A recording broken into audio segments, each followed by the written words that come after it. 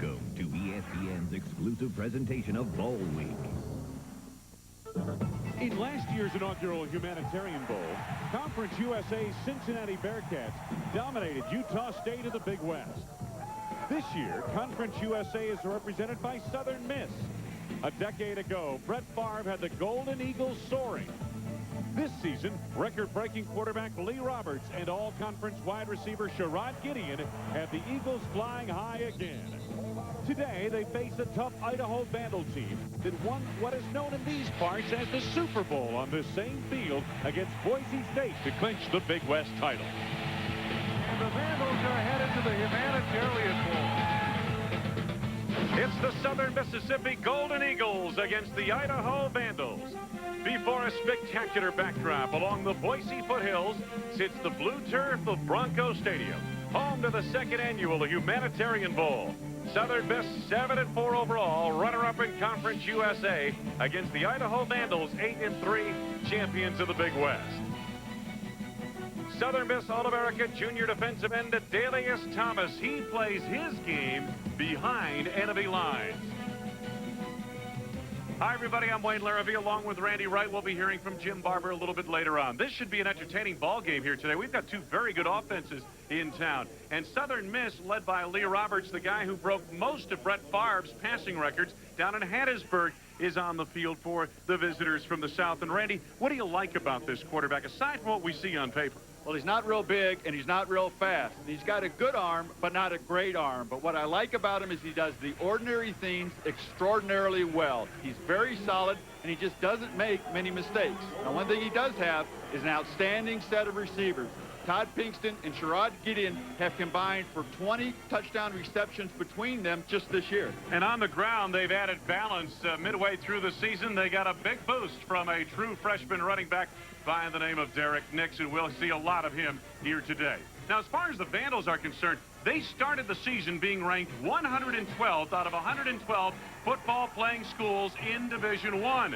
But their run to this bowl game has been remarkable, led by a remarkable talent in sixth-year senior Joel Thomas. He's the playmaker of this offense. Now, he's only 5'6", 216 pounds, but he's the strongest player on the team. And as you can see, when he runs the ball, he runs over you. He doesn't try and run around you. He needs to have a big day because this offense needs to be able to control the ball today. He is Idaho's all-time leading rusher. Well, we're in Big Sky country, where they love their explosive offense. And we've got two top 25 offenses on the field. But they also appreciate devastating defense. Southern Miss and Idaho's next.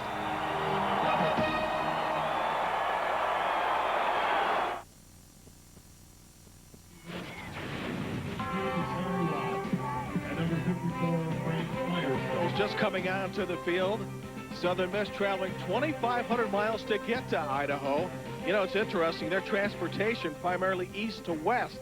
That's Derek Nix. His situation, well, he doesn't want to go that way. He wants to go north and south. That's the type of runner he is, and the coaches love that. He's a downhill runner, which means he can avoid going side to side and losing valuable merchandise in long losses. As the game goes on, and we'll chart this with him going north to south, he'll wear on the defense, wear them down, and perhaps get some big numbers before it's over. Wayne?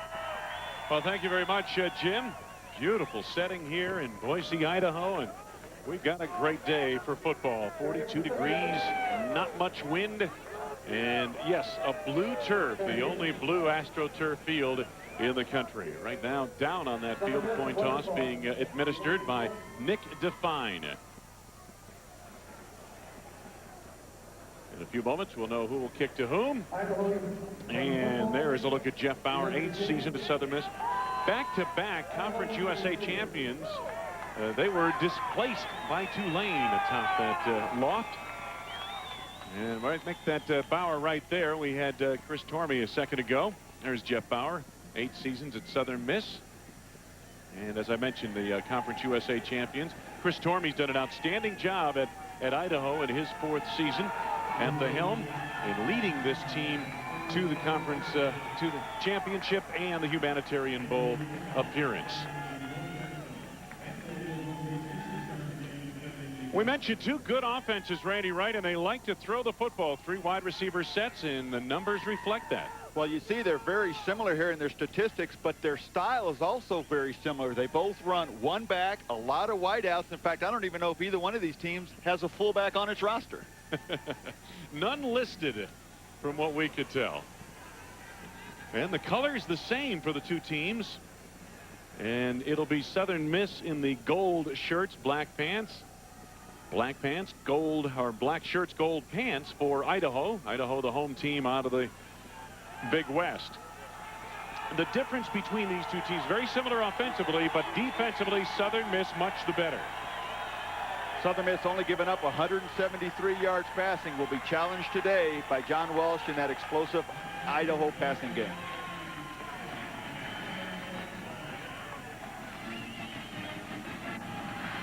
Southern Miss getting set to kick off to start the festivities here this afternoon.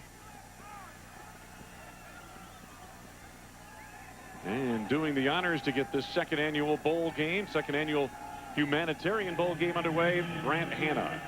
Twin safeties back deep. Lacey is the principal return man on the near side. Jerome Thomas on the far side of your picture there for a moment. And we're set to go. Don't adjust that TV. That is blue turf. That's what it's supposed to be here, reflecting the big sky. This is Lacey. Good speed. Nice move out to the 30-yard line. Chris Lacey.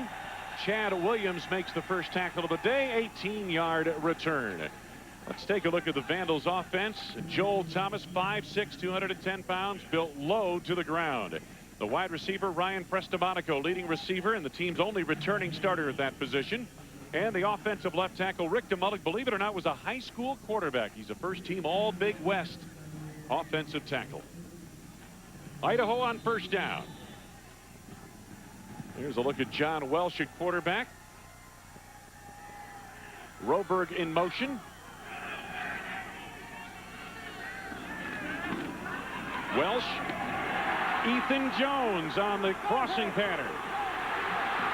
For a first down and more out to the midfield marker. 20-yard gain. Larry Watts chased him out.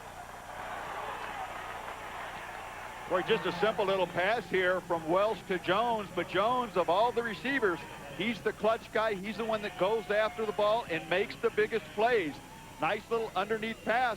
Jones sees the openings and then just uses his speed to turn the corner. Picks up a nice block there, and a big, very conservative, but a big first down play here for Idaho. First and 10 from the midfield marker. Stombaugh, the tight end, in motion. Joel Thomas fumbled the football. Adelius Thomas forced it. Southern Miss recovers, and it's first down for the visitors from Hattiesburg.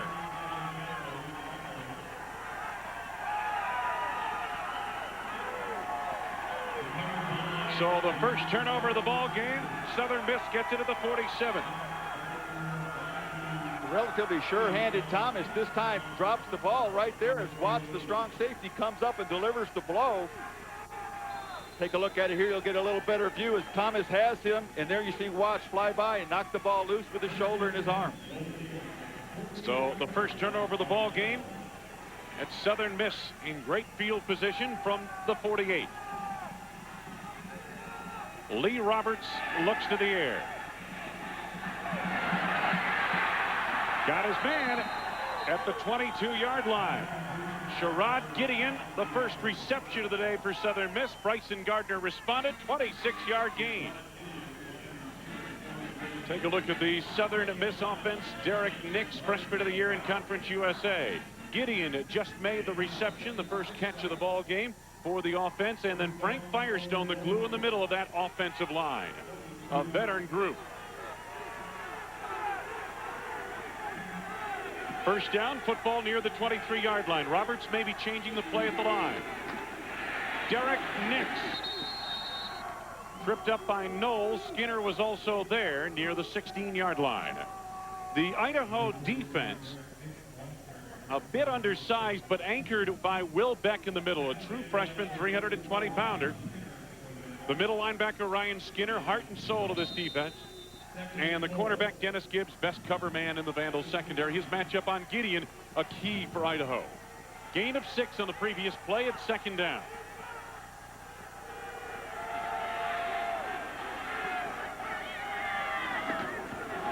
Nix.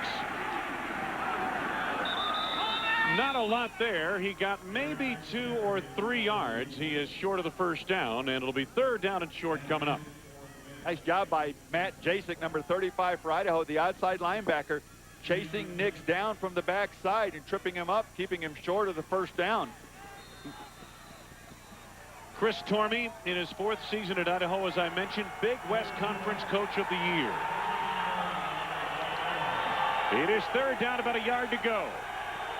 Southern Miss.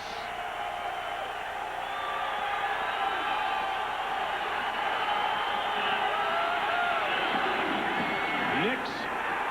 Did he get it? I don't think so. Mid portion of that Idaho defense responding on the play. Knowles was hit on that tackle, and it looks like he's short, Randy. We take a look at how the penetration comes into the backfield of Southern Miss. And Nofoinga, number 38 there, does a nice job of not only making contact, but wrapping him up and not letting him push him backwards for the 1st down. When you see teams with the style of offense that both of these have, the wide open, where the lack of a running game shows up is the short yardage. They don't have the lead blocker and the fullback, and their tight ends aren't used to blocking as well. Well, they're about as close as you can get without making it. About 6 inches short. I think Southern Miss going to go for this, don't you, Nick? I think so, with Nix, a big back, 223 pounds, a guy that gets better as the game goes on. I think they'll go for it here. Southern Miss pretty good on 4th downs. Coach Bauer sends his offense back up to the line of scrimmage. 4th and inches. Nix, and they stacked up that play.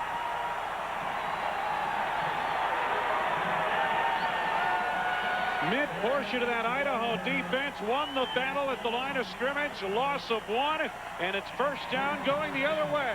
Boy, Wayne, Jeff Mills, the defensive coordinator for Idaho, told us that his 2 interior linemen have to play big today, and there you see the penetration. They back up that Southern Miss offensive line, and Nix has nowhere to go.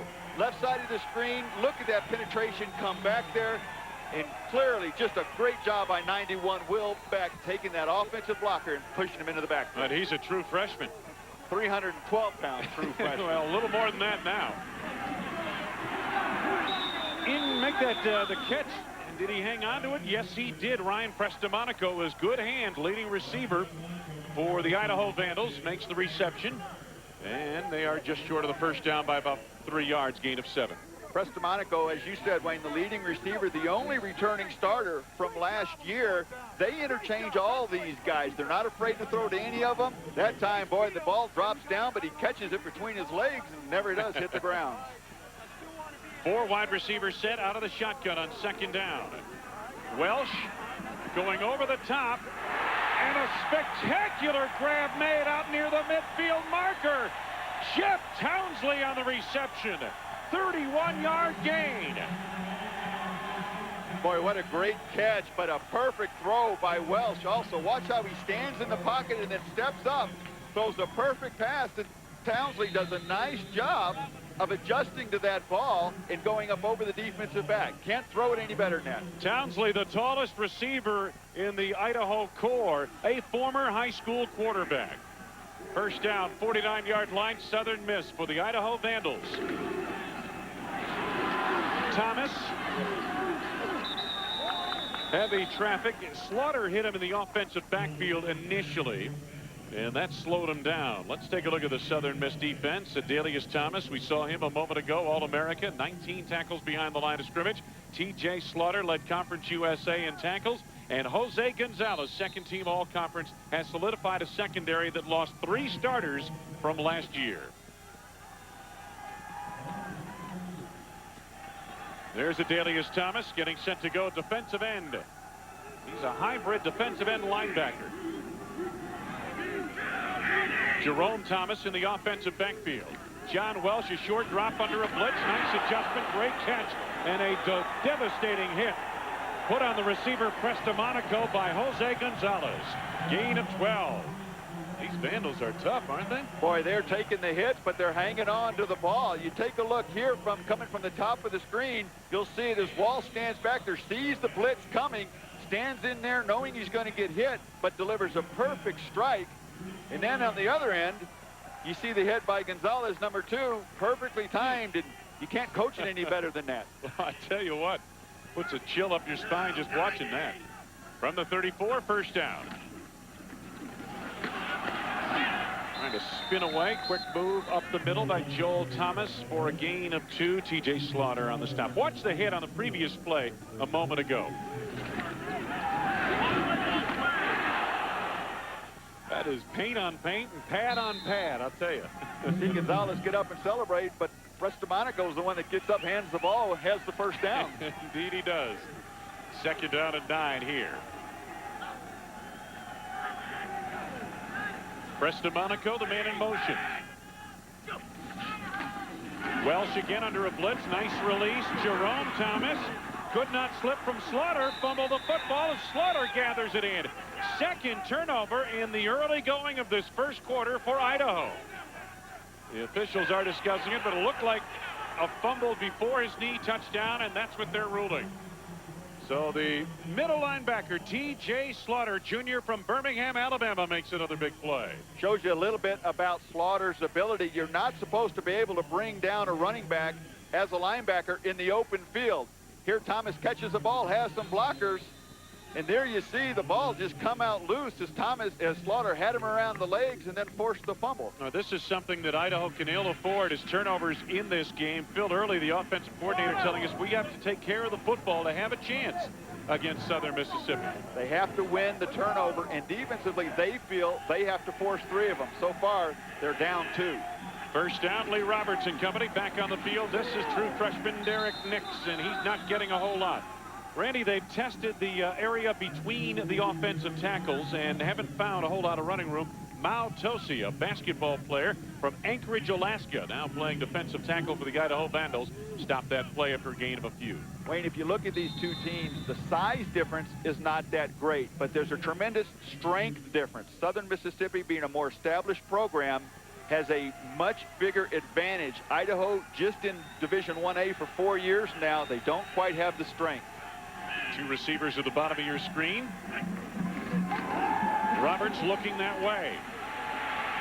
Roberts looking to make a play, goes back the other way with it. Eddie Shaw, very quick, to the 40-yard line and beyond, out of bounds at the 36-yard line of the Idaho Vandals, chased down by Ryan Skinner, 28-yard gain. Nice play by Roberts to buy some time, scramble out of the pocket. He's not the most mobile, but he can buy some time. And then Shaw does a nice job of drifting into the open area. Roberts looking downfield, gets him the ball, and then it just becomes athletic ability, missing the first tackle and making the run. The reaction by the quarterback, yep, we've got to play, boys. This guy will let the players around him make the plays. He himself won't make the mistakes. From the 36 on first down, Roberts over the middle, and Eddie Shaw again is the open man. Inside the 20 to the 18-yard line. Over to make the tackle, Chris Nofoenga and Matt Jasek. 18-yard gain, and Southern Miss showing that they're going to move the football with authority here today in the early going. And they're doing it through the air. They want to pass early and therefore set up the run. What they would like to do, spread things out, be able to run middle of the third quarter, let their offensive line take over when they want to run the ball. Gideon's at the top of your screen. Motion from the tight end, Dantzler. Nix broke 1 tackle but could not break 3. I believe that was Nofoenga, the linebacker, who blew through the hole and got enough of him to bring him down at the 14-yard line, a gain of 4 yards. These linebackers, you mentioned Chris Nofoenga. The linebackers are the strength of this Idaho defense, but they're relatively small. Jasek's only 215 pounds. Nofoenga only 210. They're going to have to stand up to these blocking offensive linemen and backs the entire game. And that offensive line, Randy, senior dominated. 4 seniors and a junior on that offensive line for Southern Mississippi. And we've got an injured player down on the field. We'll check on his status in a few moments. 8:02 left to go in this, the first quarter, second annual Humanitarian Bowl. No score.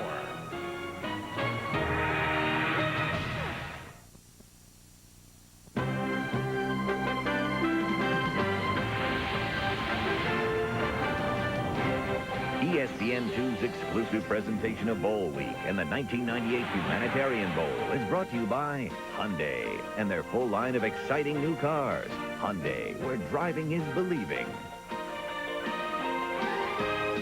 Beautiful setting here in the foothills of the Rockies. Matt Jasek shaken up on the last play, outside linebacker Idaho, and we'll check on his status with Jim Barber. Now, he has been banged up throughout this season. He's only played 7 games, but yet is second on the team with 9 sacks and first with 13 tackles for loss. So he could be a big player that they will miss. 2nd down and 6 for Southern Miss. Once again, they have driven inside the 15-yard line of Idaho. A timeout taken by Idaho now. So they'll talk things over. Meanwhile, to give us a chance to tell you, coming up tonight over on ESPN, the Culligan Holiday Bowl, beginning with bowl game night. 16th ranked Nebraska, number 6 Arizona. That should be quite a matchup. It all starts with bowl game night from Tempe, Arizona. 7:30 Eastern, 4:30 Pacific on ESPN. You know, Nebraska in danger of losing 4 games in a season for the first time since 1968 if they don't win tonight. But there's a look at 2 of the key players you'll be watching. Take a look at Trump, candidate there, maybe the best back that nobody has heard of, playing in that tough Pac-10, a 7.3-yard average. Very impressive. Holiday Bowl tonight over on ESPN. Some of the support squad down from Moscow, north of here. And yeah, a concerned fan right there. Must be a Vandal fan, because Southern Miss is on the drive for the 2nd time this afternoon. And once again, as I mentioned, they've driven inside the 15-yard line of Idaho. 2nd and 6 here for the Golden Eagles. Nix the lone setback. Tight end in motion. They go the other way with Nix. Normally the running game designed to follow that motion tight end, but that time they went the other way with a quick hitter. Nix is close to the 1st down on a gain of almost 6 yards. Nice job by Nix as he runs to the left here. Skinner, number 44, is going to go right in front of him. Nix keeps his balance and cuts back. And as you get closer to that goal line, every yard becomes harder to get. So that turns into a big gain, not only in yardage, but giving them the 1st down. It is 1st and goal, 7-yard line of the Vandals.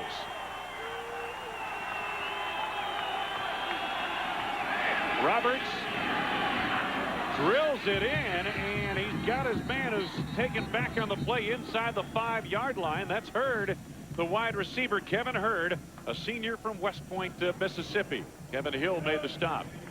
Not a receiver that Roberts has found very often this year, that just being his 6th catch. Gideon and Pinkston are the 2 that he likes to go to. But as you see in this offense, anybody can fit into any spot. Hurd comes up with a nice catch right there. In the red zone, pretty productive. Well, that's outstanding. 36 conversions on 40 attempts. 2nd and goal to go at the 3. Gideon, the man in motion. Nix denied the end zone. Skinner and Alexikos collaborate on the stop for Idaho. Also in on that tackle for the Vandals, Charles Kinney, a linebacker who comes in on some of the goal line defense. Take a look right here where you'll see them fly over. The linebacker's going to be Skinner and Alexikos. They're going to come over. 44 Skinner sees it, reads it, gets over there, makes a solid hit. The leading tackler the last 2 years, Ryan Skinner, for this Idaho defense. 3rd down and goal to go at the 2-yard line. Roberts. Gideon, touchdown. 2-yard touchdown pass from Lee Roberts to Sherrod Gideon. And Southern Miss on the board first. Well, you ask Idaho's defense to make one stand earlier after the turnover, and they did it, but you can't give an offense this good too many opportunities, and that time Roberts finds the open receiver, gets the ball in the end zone. Gideon with his 14th touchdown reception this year. Tim Hardaway for the point after out of the hold of Jamie Purser, the punter.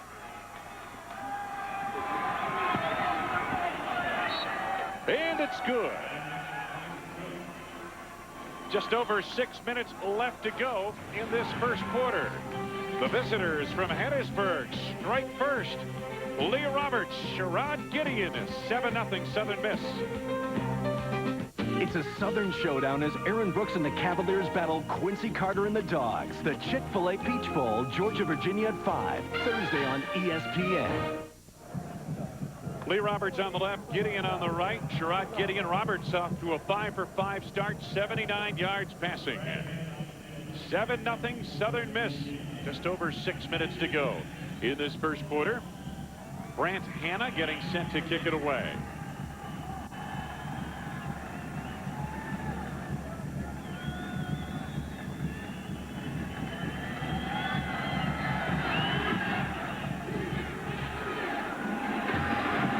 Jerome Thomas. Boy, he found a seam. He's gonna go. Jerome Thomas all the way. Touchdown, Idaho, 98 yards.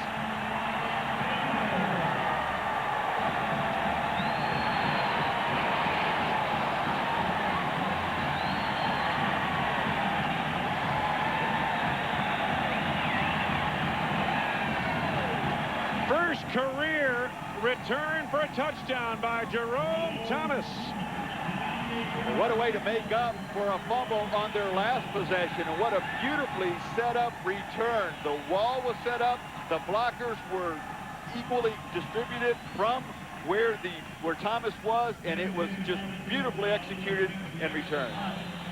Talk about jumping right back into it. Here's the point after from Ben Davis.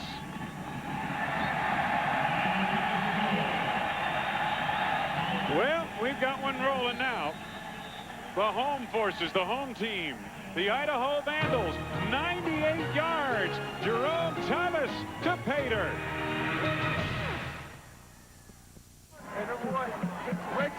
Jerome Thomas a moment ago gave the football up to allow Southern Miss to set up a scoring drive. Well, he gets the Vandals right back into the ball game now, and Jeff Bauer and company know they're in a football game. 98-yard kickoff return for touchdown by Jerome Thomas. Here's the kickoff by Idaho, and Eddie Shaw from the 5. Eddie Shaw hit and driven down. Anthony Tenner, a running back, made the stop on the play. Boy, when you dream about return set up like this, it's just beautifully blocked. Take a look right here at the block right here, and then right here, these guys are going to seal this inside. And look at that hole that Thomas has to run through. And there's Skinner, the linebacker, number 44, with a block as well to help spring him down the sidelines.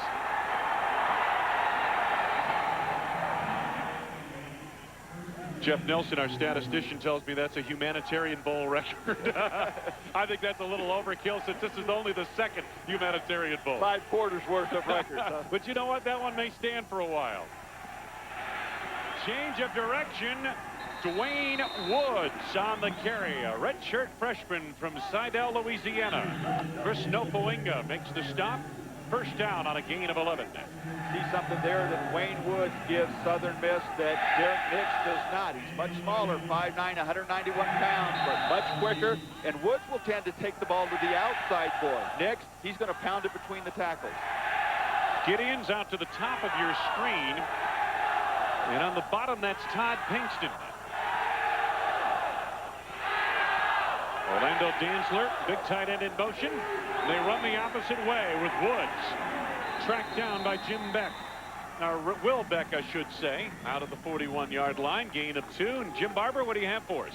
Wayne, the word was redemption. That's all the players were saying to Joel Thomas over here after the fumble and then the touchdown return. I think Randy had brought that up moments ago. I've never seen this happen after a long touchdown run or a big play. One of the players came over and kissed him. and Thomas didn't seem to mind. So obviously the Idaho team really into the game with the game time. Yeah, they're a close bunch of guys. There's no doubt about that. Second down and 8 for Southern Miss at the Golden Eagle 41. Roberts, nice throw. Oh, and Pinkston could not hang on. They found a seam in the deep secondary near the 25-yard line of Idaho.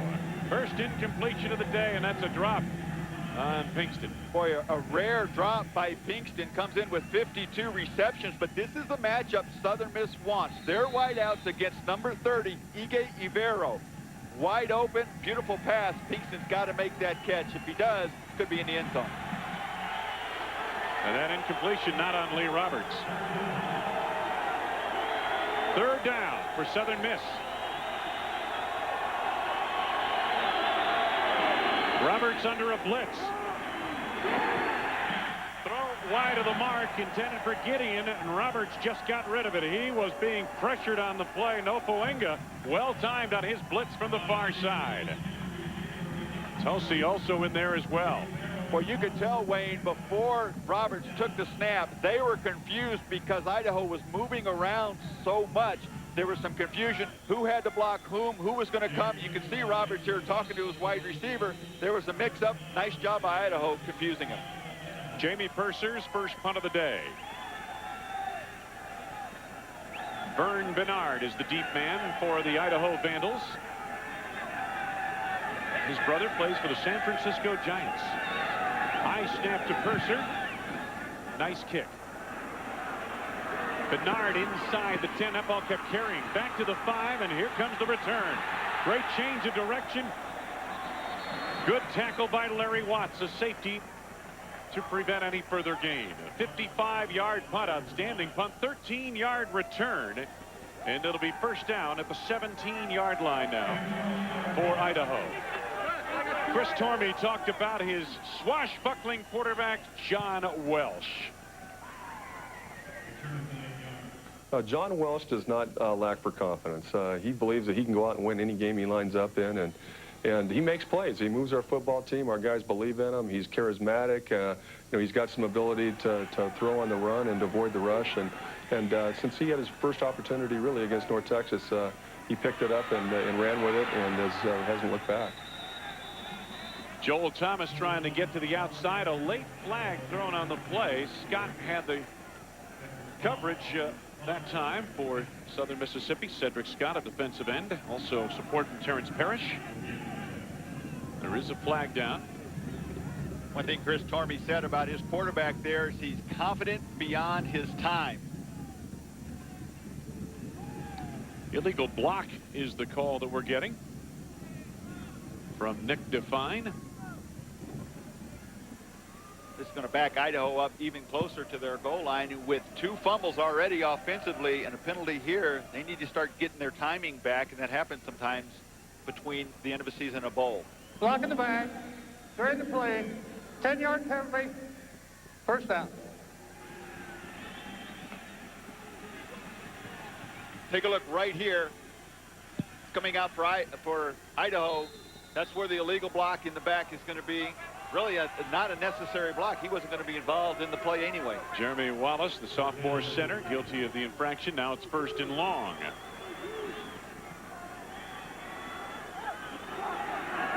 Football back inside the 10, and they took too much time to get that play off. Or nope, apparently a timeout was called, but by Southern Miss.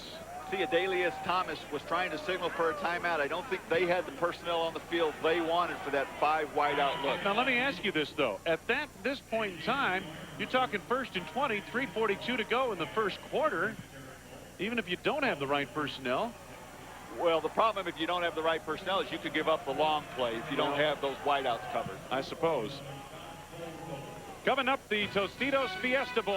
Top-ranked Tennessee facing number 2 Florida State for the national championship. That's coming up Monday, January 4th, 8 p.m. Eastern, 5 p.m. Pacific on ABC. And don't forget, this is the game, January 4th, ABC Sports and ESPN.com brings you the first ever enhanced TV during this Tostitos Fiesta Bowl. Don't miss it. Enhanced TV. You can log on your computer. You can look up all the statistics and what's happening during the game. You can get player profiles. You can go interactive a little bit and maybe call some plays. You're going to be right there with your computer, aren't you? For those of us who don't know how to turn a computer on, enjoy the TV. You'll be able to do that as well. There's Adelius Thomas. He did call the timeout. You're right, Randy, but, you know, when you look at first and 20, you think, well, why take a timeout here? Let's just take a chance to get this play off. But you're right, a big play could happen, and we've seen a couple of them already in the ball game today. So here we are, 1st and 20 once again for the Idaho Vandals, backed up inside their 8-yard line. Joel Thomas. Slaughter, the middle linebacker, got enough of him to bring him down out near the 14-yard line, a gain of about 6 yards. This is where you really have to be careful if you're John Welch. You don't want a mistake. You're young. You have a lot of confidence. Sometimes you think you're a little better than you are. And going against the Southern Miss defense that comes in with 52 sacks, make sure you don't throw the ball away to avoid something, wind up throwing an interception. Pass to Monaco, the bottom of your screen right there. He's usually a go-to guy. 2nd down. Still long yardage situation for the Vandals. Welsh under immediate pressure gets it away. Joel Thomas. Boy, he did well to get close to the line of scrimmage. I believe he came up a yard short. We'll see where they mark it. Verdell made the stop on the play. Adelius Thomas all over the quarterback. John Welsh, who made a pretty good adjustment, Randy. What a great job, though, by Welsh to get the ball off. Here you see on the screen, they're going to let the defensive lineman come through here. Welsh gets the ball off just in time, and when you got Adelius Thomas coming at you, that can be scary. Well, they mark it as a gain of about a yard. 3rd and 13. And now the late substitutions coming into the game for the Vandals as Welsh works out of the shotgun. 5 receivers set. This is where you got to cover the wide receivers. Welsh pumped once, and down he goes. The middle linebacker, T.J. Slaughter out of Birmingham, Alabama, puts an end to this offensive series for Idaho. Well, when you vacate the backfield and you don't have a back there to block, your linebackers sometimes come free. Here he's going to come from right here. You see, he's got nobody to cover, so as he comes through, nobody picks him up. Really a pretty easy sack when you're coming through and no one's blocking you. Mike O'Neill leads the Big West in net average at over 38 yards. Just did get this one away off a low snap. Eddie Shaw inside the Vandal 40 is tracked down by Ryan Skinner near the 37-yard line of Idaho. So Southern Miss getting its best field position to start a drive here today. 43-yard punt, 11-yard return.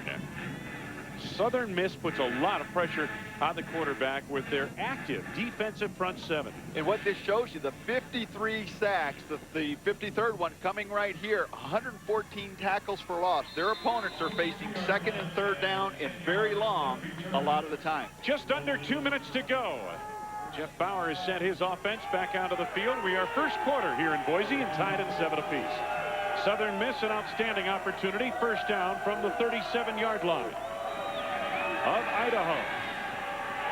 Roberts lots of time into traffic and nearly picked away. Kevin Hill almost picked it off. Roberts is used to having plenty of time. He's only been sacked 14 times this year. And for a team that throws the ball as much as they do, that's very, very good.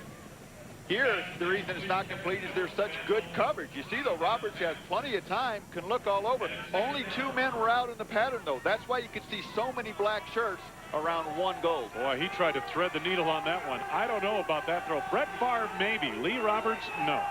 And Brett Favre, not at this stage. Brett Favre today, maybe. Yeah. Roberts over the top, the fade. Pinkston, great move. Out of bounds inside the 10-yard line. Bryson Gardner forced him out. 27-yard pass play and a fine move made by Pinkston. Idaho trying to cover Pinkston with their strong safety, Kevin Hill. And Roberts does a beautiful job of throwing this ball to the outside. He gives Pinkston plenty of room to adjust to it and run away from Hill. And as a strong safety, you just can't miss those kind of tackles. Nope. As a result, 1st and goal once again for Southern Miss. 3rd time they've been down inside the Vandal 10-yard line in this 1st quarter. Sherrod Gideon in motion. Derek Nix. Vandals stacked it up after a gain of a yard or 2. Well, we mentioned Brett Favre a moment ago, and of course he preceded by several quarterbacks. Lee Roberts down at Hattiesburg, and we'll take a look at their comparison a little bit later. Roberts has replaced Favre atop many of the passing charts. at Southern Miss. When you think of Favre, he was in college much like he is today. Very physical, great athletic ability. Roberts, though, although he's had a lot of success, not quite the physical specimen. Yeah, much different quarterback. Second down and goal-to-go situation. Here comes Nix. Touchdown, Derek Nix. 8-yard touchdown run. Southern Miss back on top, 13-7. What a great block by Eddie Shaw, number 25, the wideout. He was the one that freed Nix towards to the corner, gave him an open lane. Touchdown, nice job, nice blocking all the way around. A short drive compared to their previous 2 for Southern Miss, 37 yards. Now the point after is blocked in the middle of the line. Hardaway's PAT is blocked, and the score remains 13-7 Southern Miss.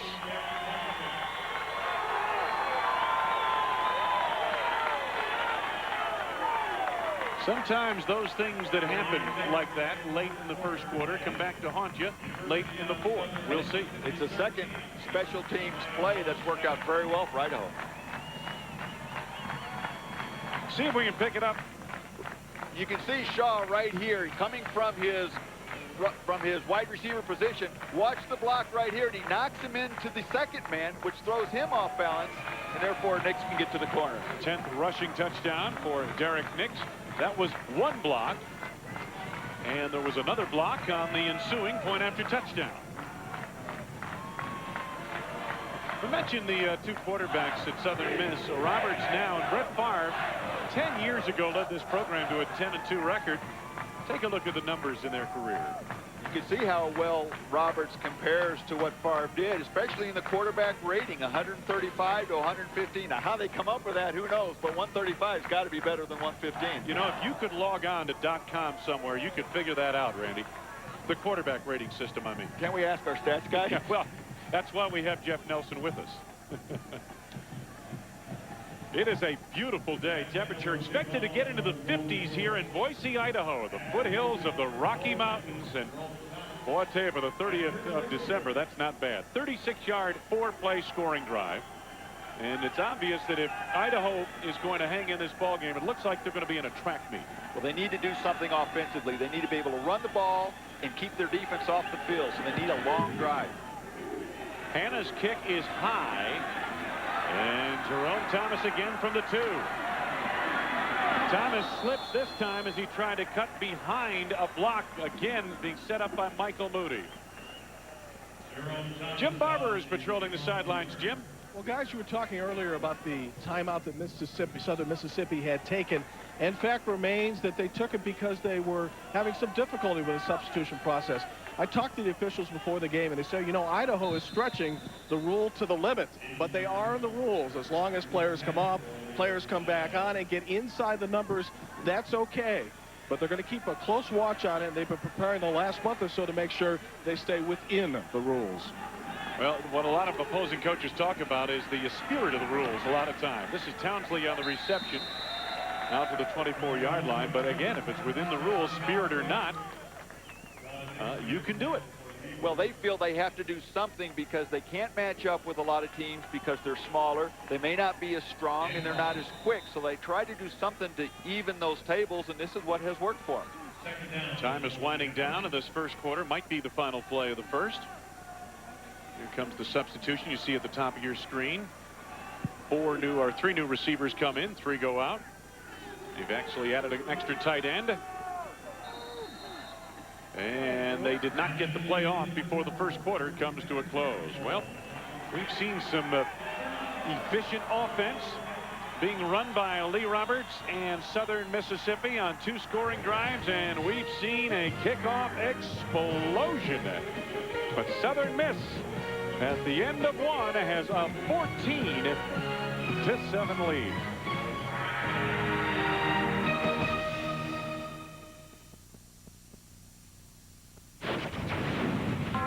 Second annual Humanitarian Bowl from Boise, Idaho. foothills of the Boise Range. Southern Mississippi leading 13-7 over Idaho. And the Vandals second down and a little bit less than 5 yards to go from their 25. Stombaugh, the tight end, in motion.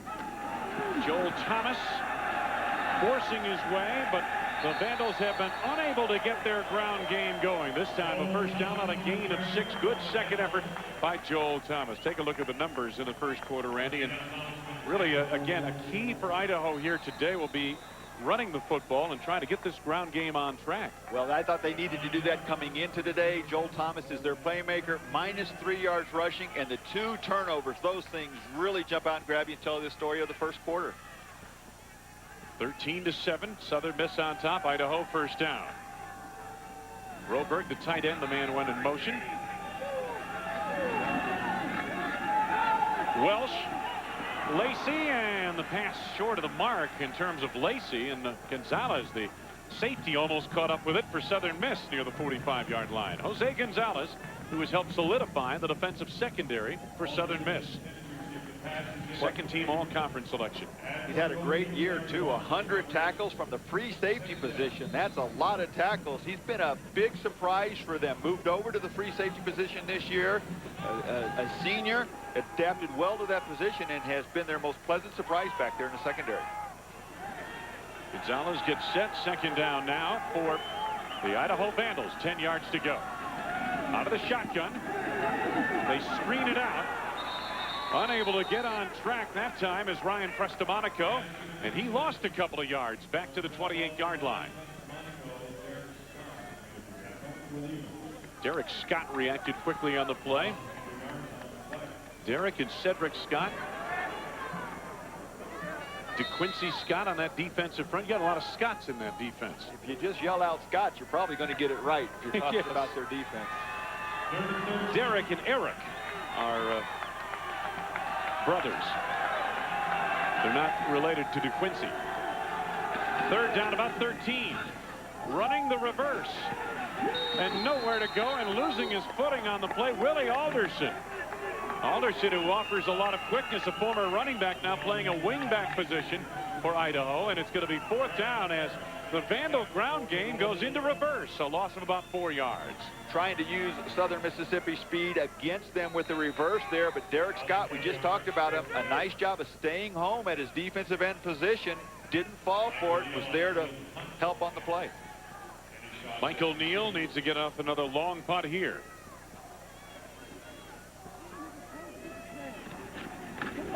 And he just did get that kick away from Leo Barnes. Shaw made the first man miss. It's a spin move out near the 33-yard line where it'll be a first down for Southern Miss. 40-yard bunt, 7-yard return. Southern Miss 13-7 early in the second. As the official car dealer, Southern Miss leading by 6, second quarter. And the Golden Eagles on offense. They have moved the football effectively here. And on first down, Southern Miss almost 7 yards per crack. 4 wide receivers set. Single back offense behind Lee Roberts on first down from his 33. A little option. Derek Nix made the first man miss, and down he goes. Well, a big triple header coming up on ESPN tomorrow, New Year's Eve. It all begins with bowl game day from Tempe, Arizona. 1 p.m. Eastern, 10 a.m. Pacific time. The AXA Equitable Liberty Bowl. BYU against undefeated 10th ranked Tulane at 1:30. The Chicopee Peach Bowl. 19th ranked Georgia against Virginia at 5 Eastern. And then the Sanford Independence Bowl. Mississippi versus Texas Tech. 8:30 p.m. Eastern time from Freeport, Louisiana. All coming up tomorrow on ESPN. What a year Sean King, the quarterback for Tulane, had. Outstanding. Chick-fil-A Peach Bowl tomorrow in the middle of that trio. Now here's the handoff quickly off the left side is Derek Nix for short yardage. Maltosi and Will Beck on the stop. The way this whole game has been played, with Southern Miss's advantage on the other side of the 50-yard line in Idaho territory. Idaho needs to create something defensively. They need to give their defense a rest, give their offense a little momentum, because Southern Miss is starting to do what they want to do offensively. Very successful on first down, mixing in the pass with successful runs to Derek Nix. Third down, about 5 now, and Roberts in the shotgun.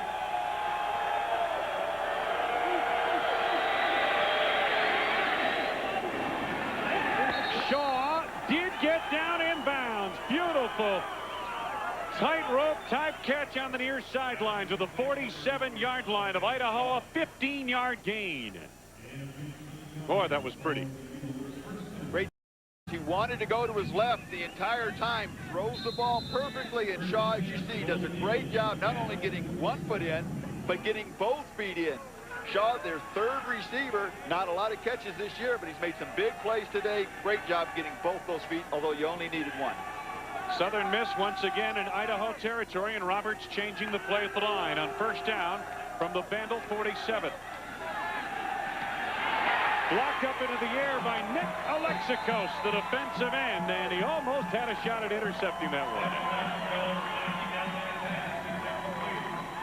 We're at the foothills of the Rockies and the state capital of Idaho, Boise, Idaho, Bronco Stadium. Wayne Larrabee along with Randy Wright and Jim Barber. This is the second annual Humanitarian Bowl, Southern Miss and Idaho. When you only drop back 3 steps, you've got to get the arms down of the defensive lineman. That time you saw Alexakos standing straight up, jumped right in the eyesight and knocked the ball down on that Roberts pass. Nice job by Alexakos anticipating and making the play. 2nd and 10. Roberts on play action. Pinkston running away from the crowd. Ibarro makes a touchdown saving tackle at the 4-yard line. 1st and goal, Southern Miss.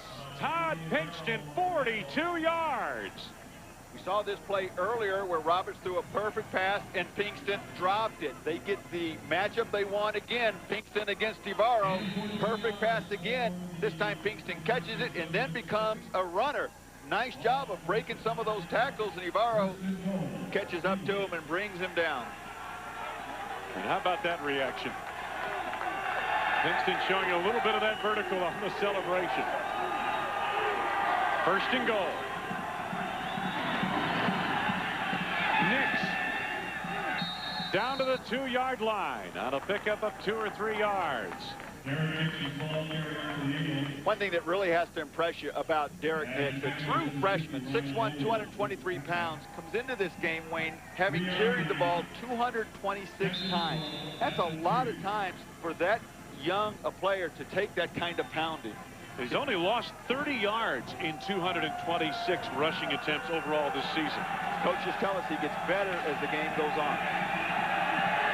Franklin in motion. Nix, touchdown!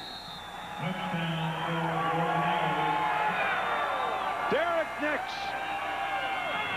the true freshman from Atala, Alabama. 1-yard touchdown plunge.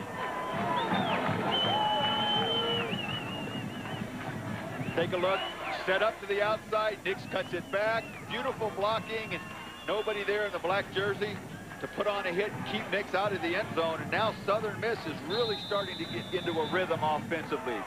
Here they're lining up, going for 2 after missing the extra point last time they scored. Roberts out of the shotgun, Nix alongside. And score it. Gideon, the reception right at the goal line, shoved out of the end zone, but they score the 2-point conversion, and it is 21-7. Derek Nix, the true freshman, elevates into the end zone and adds to the lead. Boise, a quiet western city.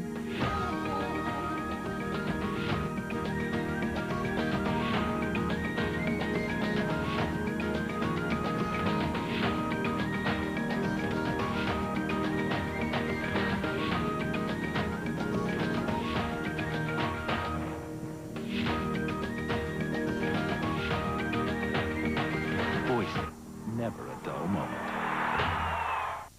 suffocating Nittany Lion D looks to contain the golden arm of Tim Couch and the Wildcats. The Outback Bowl, Kentucky versus Penn State at 11, Friday on ESPN. 3 touchdowns already for Southern Miss and a 21-7 lead. This is a very well-conditioned football team, not only having to practice and get ready in camp in the blast furnace of Southern Mississippi, but also their head coach cut back on the practice time when the season started. And this is interesting. The team started off 1-3, but Jeff Bauer said, look, nothing wrong physically. It's just mental. Let's cut back on the practice time. It worked. The team has won 6 of 7. And Wayne and Randy on its way, at least so far, to win number 7 of 8. Absolutely, Jim. And, you know, Southern Miss has won 5 consecutive winning seasons, but has won 7 in a row over Big West schools. And the average score, 33-17 in those wins over the Big West. And right now, off to a 21-7 start. Kickoff by Hanna. Jerome Thomas follows the wedge. Out to the 27, make it the 28-yard line. 14-yard return.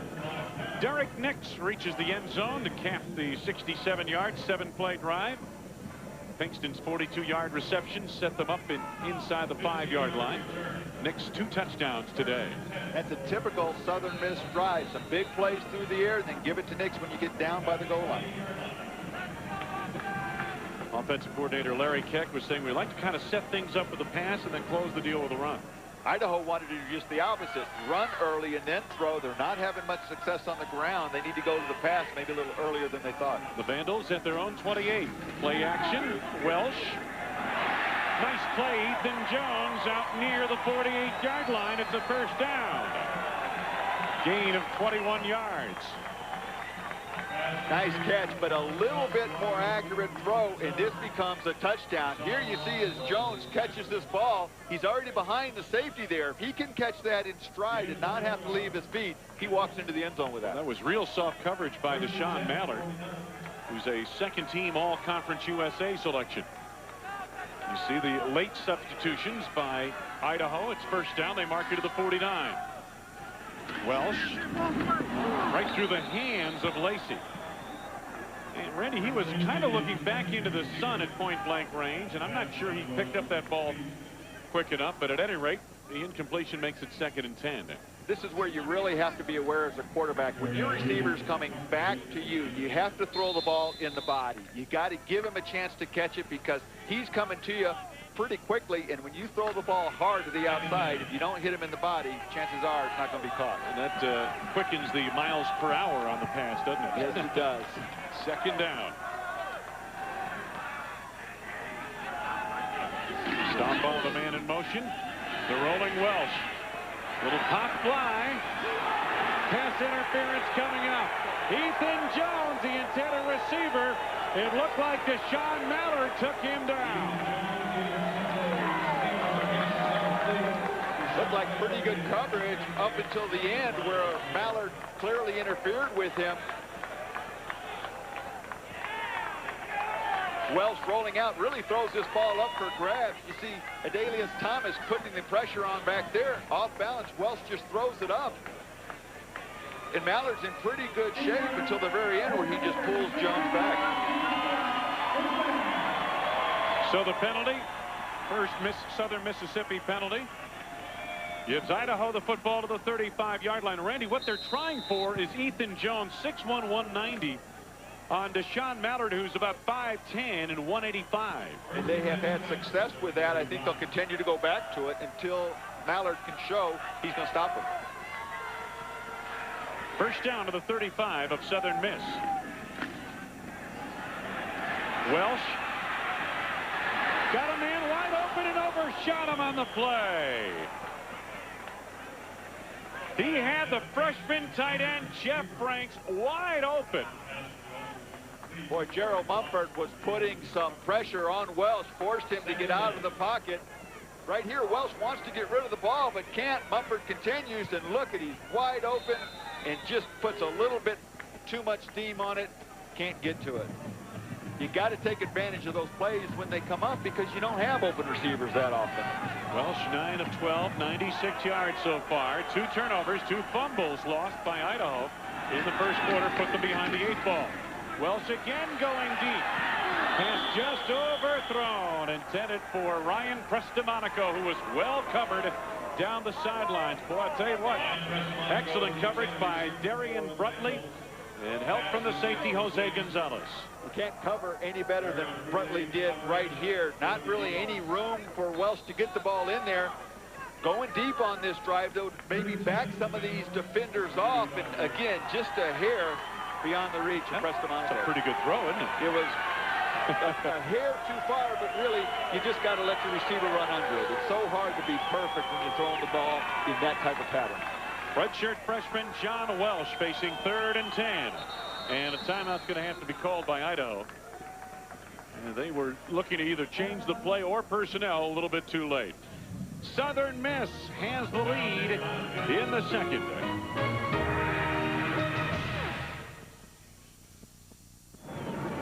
Well, the Golden Eagles had a long way to travel from Hattiesburg, Mississippi, all the way up here to Boise, Idaho.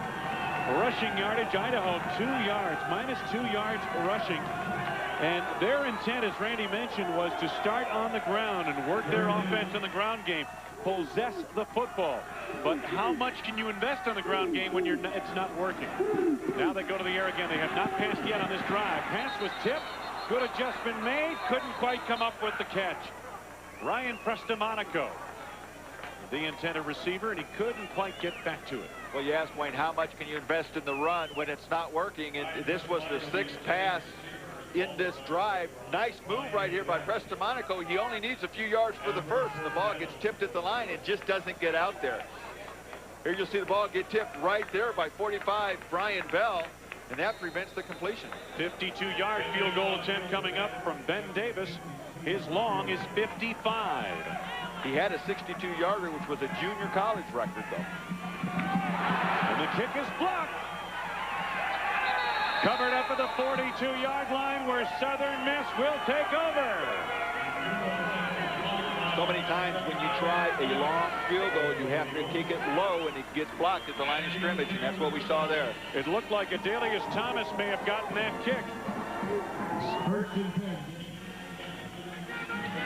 Take a look. The snap and the hold are fine, and just penetration right there. That may have been blocked if it had been a 25-yard field goal, much less from where he kicked it from. And I think you're right, Wayne. I think it was 97. Adelius Thomas gets the interior penetration and gets up there and blocks it.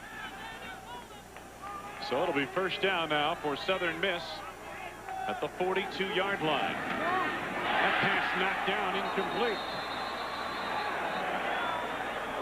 Mal Tosi, 6'6", 270 out of Anchorage, Alaska, the center on the basketball team at Idaho, and playing his first year of football since his high school days. He's a senior in basketball. He's a junior in football. Well, they tell him, act like you're going up to block a shot in basketball and get your hands up there. And heck, that one hit him right in the face mask. He didn't even need to get his arms up there. His 9th block pass of the season. So he's doing a good job of getting up there and acting like that. I wonder if he blocks as many shots on the basketball court. I would think so. If you're Idaho, you hope so. Although 6'6" at center is pretty short in Division I basketball. Shaw latches on, incomplete. Could not latch on long enough. Coming up over on ABC Saturday night, the FedEx Orange Bowl. Donovan McNabb and the Syracuse Orangemen meet the Florida Gators live at 8 Eastern, 5 p.m. Pacific on ABC, the home of the Bowl Championship Series. What a quarterback Donovan McNabb is, too. I don't know if there's a more complete quarterback in the country. Well, I'll tell you what, Drew Brees was pretty impressive last night for Purdue in that upset win over Kansas State. Third down. Roberts under a blitz. Boy, they picked it up well.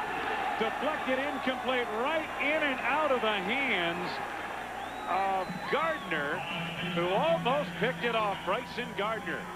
He made a break on the ball like he was the wide receiver going for it. Well, I think he focused in on Roberts' eyes and read where Roberts wanted to go. Excellent job of picking up the blitz by the Southern Miss team. And there you see Roberts staring it down, and Gardner gets the break. And, boy, you just got to make those plays. You need to force something to happen. give your offense good field position, and there, another missed opportunity. Well, they continue to cover Pinkston with a safety fake punt. Complete pass to Adalius Thomas, and we've seen it all. How about that? Jamie Purser with the pass to Adalius Thomas, and it's a first down. Southern Miss inside the 40, the 38-yard line of Idaho, a 20-yard play. When you have so long to prepare between the end of the season and the bowl game, you can do some different things. An unusual formation, it draws the attention everywhere else, and he may be the last guy you think is going to catch the ball. How about that? Your pass-rushing defensive end linebacker, Adalius Thomas, on the receiving end of that aerial from Jamie Purser. He does just about everything else. Why not let him catch the ball? Yes, so. So Adalius Thomas dances in celebration on the sidelines. We've got a break of the action. 8:13 to go first half. Southern Miss on the lead with momentum.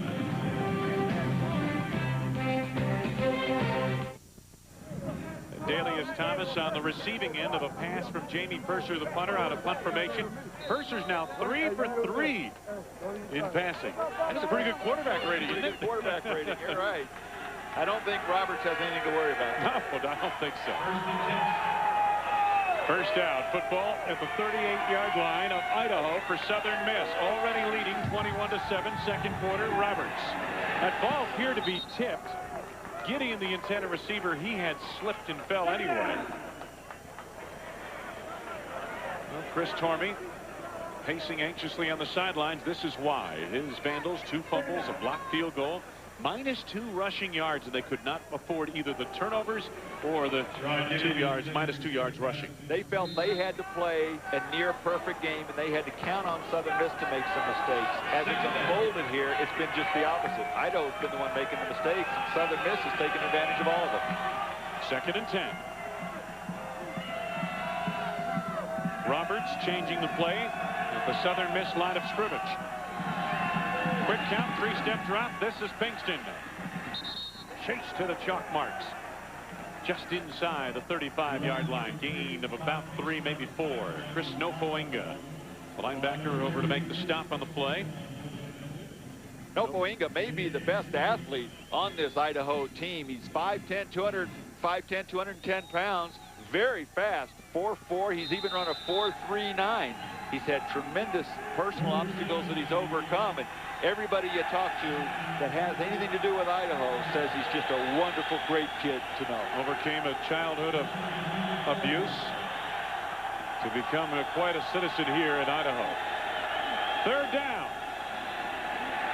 Roberts going for it all and overshot Gideon in the deep secondary at the 10-yard line. Well, one of the reasons I think he overshot him is Gideon saw 2 black jerseys back there and slowed up rather than stretching out, going for that ball, and it was forced in there. I don't know that Gideon would have been able to make the catch, ball being forced into double coverage down there, but he didn't give it a try, and Roberts maybe misread that coverage. That play's been open a couple times. This time it wasn't. Well, it's 4th down and about 7, a little bit less than 7 yards to go in this territory. Southern Miss leading by 2 touchdowns, going for it. Roberts under a blitz. Gideon could not make the first man miss. Rick Giampetri from Spokane, Washington, to the open field, made the stop on Sherrod Gideon, short of the first down. Boy, this is the matchup you want if you're Southern Miss. The blitz is coming from the top of the screen.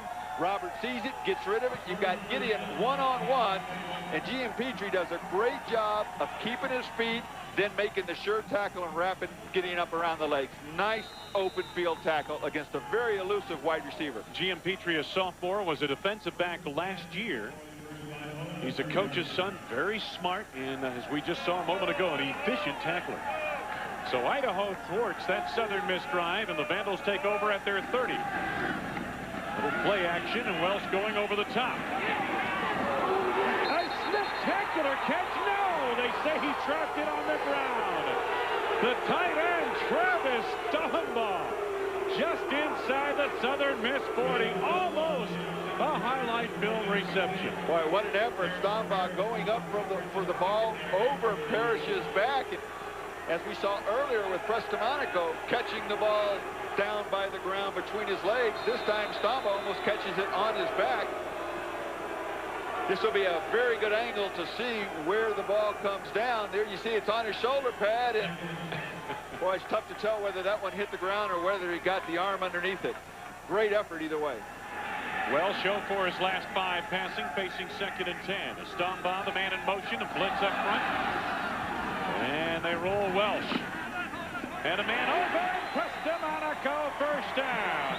46-yard line of Idaho. 16-yard gain.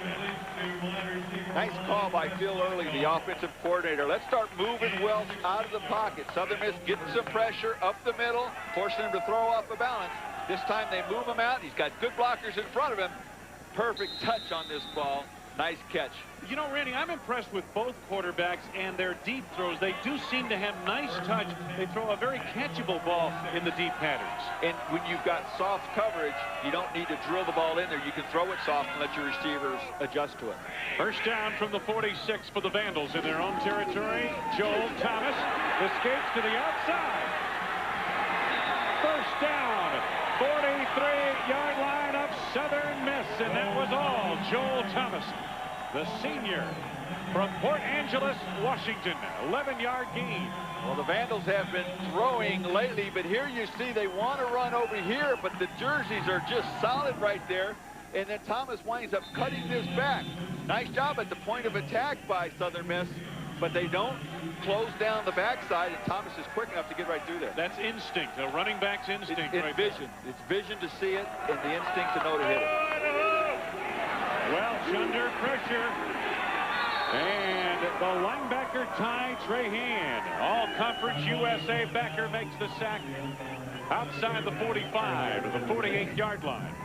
Rare pass pattern there where every receiver went deep. There was nobody short for Welsh to dump the ball off to. So when you're going to run everybody deep, your quarterback's got to hold on to the ball longer, and you've got to have the protection. Trahan, as you said, gets through there and finally makes the sack. Welsh either has to throw it away or he's got to get better time. Second sack for Southern Miss. 2nd and long.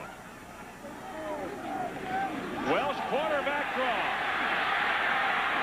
Welsh got a great block from Anthony Fuertes and gets inside the 40 to the 36-yard line.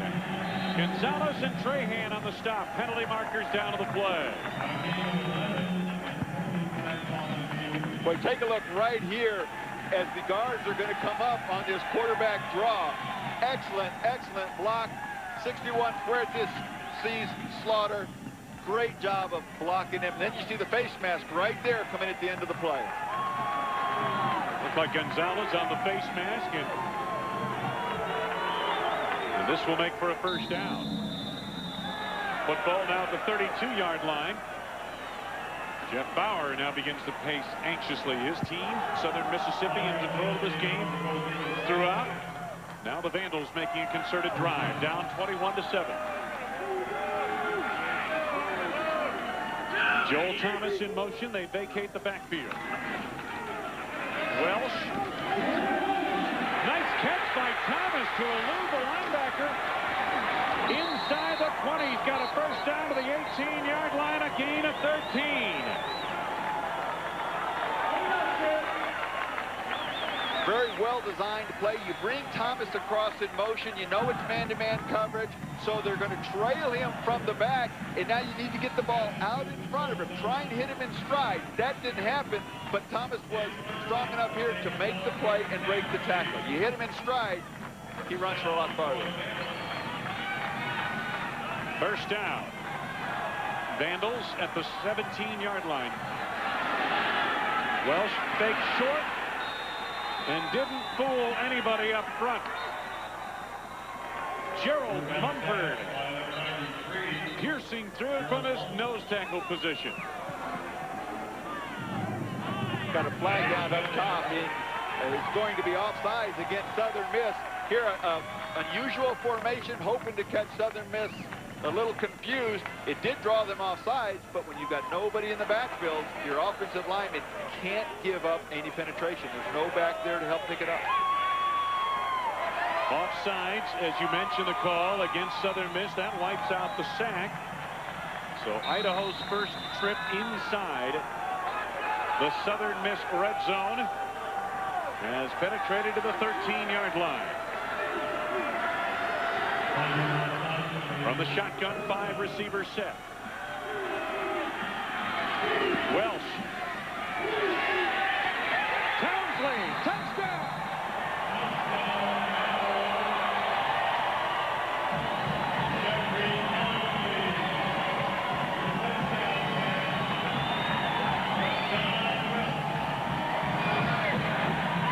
See a confident John Welsh there. This was the first drive that he really got into a rhythm. You could see his confidence grow. He got time to throw.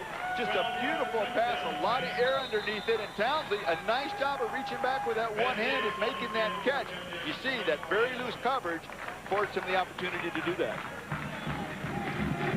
Point after attempt is good. 70 yards and 7 plays. 12-yard touchdown pass to Townsley. Earlier, Jim Barber had an opportunity to visit with David Robinson, the latest induction into the World Sports Humanitarian Hall of Fame. David Robinson is synonymous with greatness in sports, but also greatness outside the lines. Recently inducted into the World Sports Humanitarian Hall of Fame. David, what's that mean to you? It's an incredible honor. It's kind of a weird thing, though. It's sort of like somebody stand there and saying, you stand up there and accept the words like saying, I'm humble, but it sounds really stupid. But, if it inspires people to really contribute to the community and they see an example, then I'm proud to stand here and receive the award. I still don't think I've done it nearly enough to impact us, even San Antonio. But if it inspires other people to get involved, then I think it's a great thing. You and your wife created the David Robinson Foundation. Why did you go about doing that? Well, mainly because the community had invested a lot in us. I mean, not just financially, but they've supported us the whole time that we've lived there, and they've been fantastic. So we really just wanted to reflect Jesus Christ in the community. We wanted to minister to people in real simple ways. If they didn't have food, give them food, education, provide things for them. So that's what we started our foundation with, that concept, and it's grown really beyond what we had imagined it would be. Finally, the $64,000 question, when are you going back to work? I hope we go back to work real soon. I know there's a bunch of players out there that are chomping at the bit to get back on the floor, but unfortunately, this is a business, and you got to get the papers signed before the business starts. It's really an unfortunate situation. I mean, personally, I don't understand the owner's logic. When I look at all the facts, when I look at the things surrounding the NBA and the success that we've had as a league, I'm lost with their logic. But players understand we're going to take a step backwards. I mean, our salaries are going to get cut. The question is, how much? And I think that both sides just need to be reasonable as far as how far back we're going to go. David Robinson, a pleasure talking with you. All right. Well, thank you very much.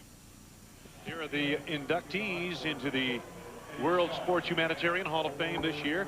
Jackie Joyner-Kersee, David Robinson, as we just saw, and Pele. Had to ask Jim how many chairs he was standing on as he did that interview. Only 3. Bobbled, dropped, but recaptured. This is Dwayne Woods, and he did well just to get out to the 20-yard line. Turf a little slick out there.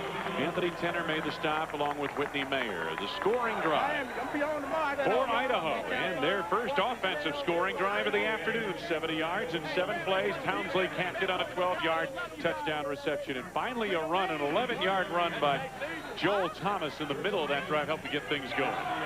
We are at Bronco Stadium in Boise, Idaho, at the Boise foothills of the Rocky Mountains. Wayne Larrabee along with Randy Wright and Jim Barber. And we've got a ball game here with just over 5 minutes to go in this first half. Southern Miss with the lead and the ball. 1st and 10 from the Golden Eagle 22. Derek Nix cuts it back. Across the 40, fumble the football. Picked up by Rayner. Tom Rayner, the fumble recovery, and Idaho takes over in Southern Miss territory.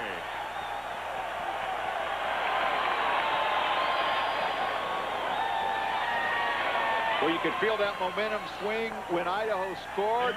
There, they're giving up the big play, but they forced their first turnover of the day, and now their offense, with a lot of confidence after the success of their last drive, will take over in wonderful field position. 45-yard line of Southern Miss, and the Idaho Vandals come back onto the field, and Jeff Bauer debating perhaps that maybe his running back was down before that ball came loose. We get a look at it here. Nope. That was an excellent call by the officials. That ball was loose before the knee went down, and Rayner was Johnny on the spot to haul it in. Now Welsh, quarterback draw off the pump fake, gets a good block into the clear. Down to the 32-yard line. It is a first down on a gain of 13 yards. Here we take a better look at the fumble. As you see, Nix is really in the open field, and he gets hit down low, but as his body is twisting, not holding that ball tightly enough, and he just swings it loose, and Rayner in the right place at the right time and gets a perfect bounce. So first down now as Welsh with some scrambles, and Joel Thomas with one run on the previous drive, and maybe gotten some running game kindled here for Idaho as they try for the tying score. Prestimonaco in motion. Joel Thomas, and they've got it set up pretty well.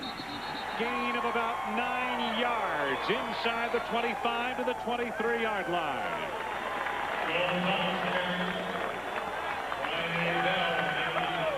Nice job of getting the offensive lineman out in front. Here you'll see Thomas on the run. Look at the offensive lineman pull. He's got his center, Jeremy Wallace, right in front of him, and a great block right there. And then watch how Thomas, at only 5'6", hides behind him. And if you're Jose Gonzalez at free safety, that's like a train coming right over you. Tell you what, you had Wallace and Fuertes out in front of that play like the old Green Bay sweep. First down, make it second down and 1 now. Football near the 23, a little misdirection here. Joel Thomas. Close to the first down. It appears he's picked it up near the 21-yard line. Wayne, what I really like with this Idaho offense the last 2 drives is they're mixing in some different things. They're running a little option here. They're running the quarterback draw. No better way to slow down a pass rush than to run a draw or a screen. And they don't have it with a 2-back offense, so they're letting their quarterback do that. They're vacating the backfield. It's worked very well for Welsh. Here, just a little option. Didn't pick up a lot of yards, but it's going to slow those defensive ends down. Close enough for a measurement as we see. And Randy, I wonder how much of this offense that we're seeing, how many of these different formations we're seeing from Idaho are things that they put in during this bowl preparation period of 4 weeks or so. Those are things that they want to try and do to confuse the defense. Sometimes they've worked, sometimes they haven't. They're on a roll right here. Coming up at the half, Chris Lee and Kirk from Tempe, Arizona. And University of Washington head coach Jim Lambright was fired today. Also some news on Bledsoe and the New England quarterback situation heading into the wild card weekend. All coming up halftime from Tempe, Arizona. First down. Welsh got a man. Touchdown! Mike Robert's 3rd touchdown of the season. 21 yards. Oh, a pretty throw and a great leaping grab. Same play that Idaho scored on earlier, only a different formation. When something works for you, you try and come back, but you change your personnel so the defense doesn't recognize it. 3 receivers to the top of the screen, tight end down to the bottom, but the same pass pattern, same result. Or you can just look at John Welsh there and see the confidence that he's gained these last 2 drives. Ben Davis to tie the game. One thing with John Welsh, he doesn't need any help with his confidence. Well, they've been going to the tight end. Stonbaugh had an opportunity earlier in this game. This time, Rover gets an opportunity and cashes in. Off the back foot, Welsh puts it up into the air and lets the big tight end go up for it and haul it in. Nice job of concentrating on the ball, letting the defensive back go right by you, keeping your eyes on the ball, and hauls in his 2nd touchdown reception of the year. makes the second touchdown reception, hauls in his second pass. Jim Barber's on the sidelines. Jimmy? Wayne, it's interesting, as you guys remarked about the push of the offensive line. That was the point of emphasis, even when Idaho was down by 14 points and after they had immediately scored a touchdown. They weren't happy with their protection of the quarterback, John Welsh. They worked on that while the defense was on the football field. That got better, and then suddenly with him buying some more time, he's been able to find his receivers who score. So credit the offensive line and what the coaches drew up just prior to the last touchdown. You have to get creative at this time of year, and no doubt about that, especially when you feel like you're undermanned a bit. Davis boots it away. A trio back deep. Good leverage into this kick and depth. Eddie Shaw will not return it. Southern Miss will take over at its 20-yard line. The Vandal fans with a lot to cheer about as they have charged back from a 21-7 deficit into a 21 all-time. It didn't take long following the Southern Miss turnover. 4 plays, 45 yards, 64 seconds. Well, it's one thing to create the turnover, but it doesn't mean much unless you do something with it. And that time the offense finished with a nice touchdown. Perfect play. Now we'll see if the defense continues with that momentum. Southern Miss, they need to get back into what has worked for them, which is running the ball and Derek Nix and mixing in Todd Pinkston in the Whitehouse. Just over 4 minutes to go in the first half. Nix made the first man miss, but not the second. Nofoenga made early penetration. Kevin Hill put him away. Boy, Nofoenga plays much bigger than 5'10", 210 pounds. And though he won't get credit for that tackle, he definitely disrupted the play and gave Hill a chance to come up and make the hit in the backfield. What a nice job. Goes against the big back, fighting off the block. Gets back there, it disrupts it, and then you see Hill with a wonderful arm tackle, wrapping up Nix around the legs. Loss of 2, 2nd and 12.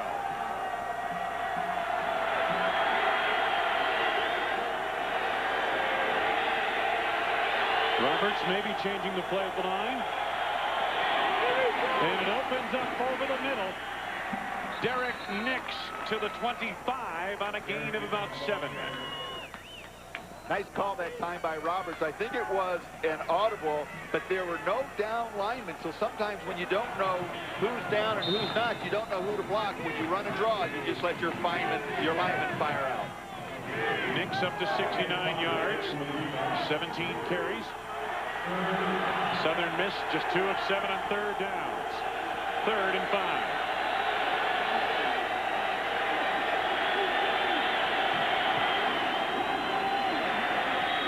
Pinkston wide open. That wasn't soft coverage. That was non-existent coverage. Those two guys defending weren't even in the picture. Tackle made by Brad Rice, a nickel back. Dennis Gibbs was also there. Boy, nice job of picking up the block by the back here. Here you'll see Nix. The blitz is going to come from there, and he picks it up very well, and it lets Roberts get rid of the ball right over Nofoenga. So you've got soft coverage, as you said, but great job of blocking. And that's one of the things Derek Nix does. He's very mature in the passing game for a true freshman. Well, he cartwheeled that linebacker, didn't he? He was coming full speed. Quick toss. Sherrod Gideon. A couple of quick moves. Gets him about 8 yards after the 48-yard line. And it'll be 2nd down and short coming up now. Southern Miss, you get the feels just now starting to get back into an offensive rhythm. Well, they get that first down, and that gives them a chance to continue to work their offense now that they get a little more room to work with. There you see Gideon lose his balance a little bit, but has enough room to regain that right before the ball gets there. This field is pretty slick, isn't it, today? We've seen several of the players slip. 2nd and 8. Several times when they wear the tape around the ankles, it goes on the bottom of the shoe, and that's what slips. Make it 2nd and 2. Roberts got a first down. And they're going to mark it at the 47-yard line. These were the go-to guys coming into this game. Idaho knew that, and Southern Miss has continued to make big plays with their wide receivers. Only the 1 touchdown, but the long pass to Pinkston that got them down to the 5-yard line, and then Pinkston also dropped what could have been another touchdown. Each one of those receivers makes the other one better. First and 10. Again, Roberts setting up the play at the line. Gideon forced out of bounds. Ryan Skinner responding from the linebacking core. A gain of 8 more yards down to the 39-yard line.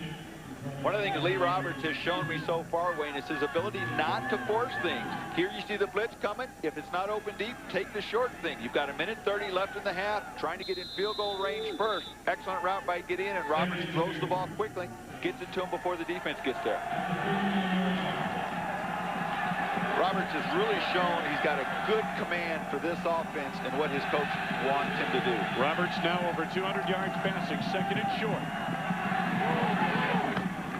Nice catch on the far sidelines. Got a first down. Eddie Shaw with the reception. Shaw is the one senior in the regular quartet of receivers on the field for Southern Miss. Eddie Shaw and Raymond Walls kind of alternate at that third wide receiver. They've got a fair amount of catches, but that position steps up when teams try and take away Gideon Pinkston, because you focus so much on those guys. Shaw can hurt you also. Coming up on a minute to go in this first half. First and 10 from the 28-yard line. Southern Miss now in Vandal territory.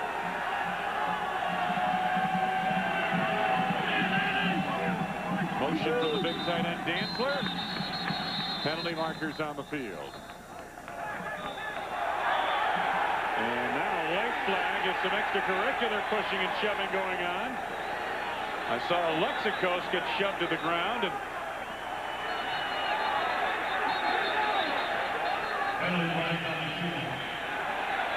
the second penalty clearly should be an unsportsmanlike against Southern Miss, and the first one may also be against them for an illegal procedure or illegal formation. Jeff Bauer looking on, dismayed. Shedrick Blackman was at the middle of the scuffle as well. Illegal procedure, the initial call that we get on Southern Miss, and then the personal foul on Southern Miss. So they'll throw the book at it. As well they should. One is a dead ball foul, so they should be able to take all this. You'll see the right guard see if he moves before the ball is snapped. You've got one man in motion, so you can't have the other one. There you see him just rock back a little bit. And we see just the end of the scuffle, and as you said, Alexakos comes up on the short end of that one physically, but 20 yards for his defense.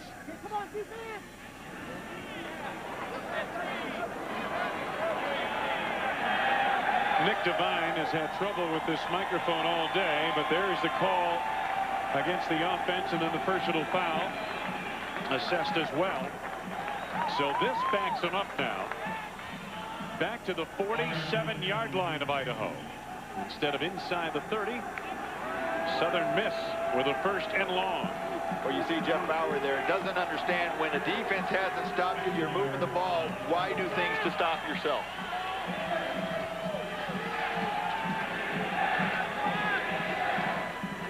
To 130. Game clock should read 1:30. So as they set the clock, Jeff Bauer's team penalized 20 yards on that play. Now it's first and 30. Southern Miss, 5 penalties already against the Golden Eagles. Winding down the first half in Boise.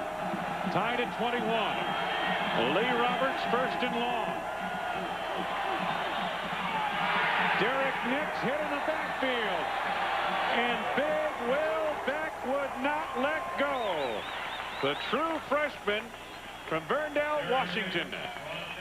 What a great play by Beck to get the penetration, get into the backfield, and hit Nix right as he gets the ball.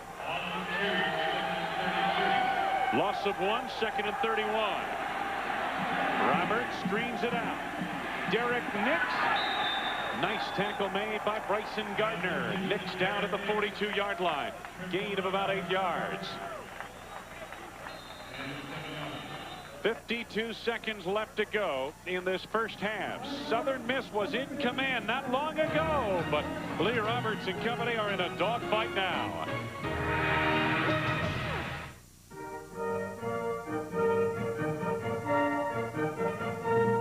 It's just above the 45th parallel. But its reach circles the globe. A place of time-honored traditions. A place that embraces the change that moves our world. Yet its influence touches us in ways sometimes even beyond our recognition. A place to learn. A place to grow. A place to honor. Wayne Larrabee, Randy Wright, Jim Barber back in Boise at the second annual Humanitarian Bowl. Southern Miss and Idaho tied at 21. And Southern Miss facing a third and long coming up. Southern Miss has slipped to 3 for 7 on third down conversions, and this will be a tough one. Third and 25.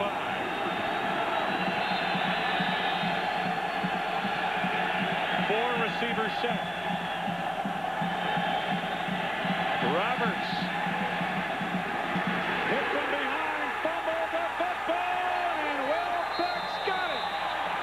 The Vandals get it at the Idaho 42. Maltosi chopped it loose from behind.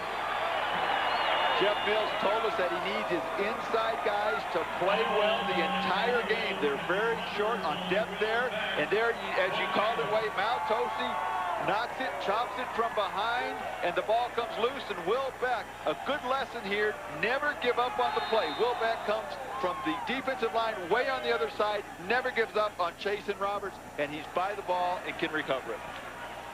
Well, it's even now. Turnovers, all of those turnovers are fumbles here today. You look at that, and it's no wonder it's even on the scoreboard. Yes, indeed.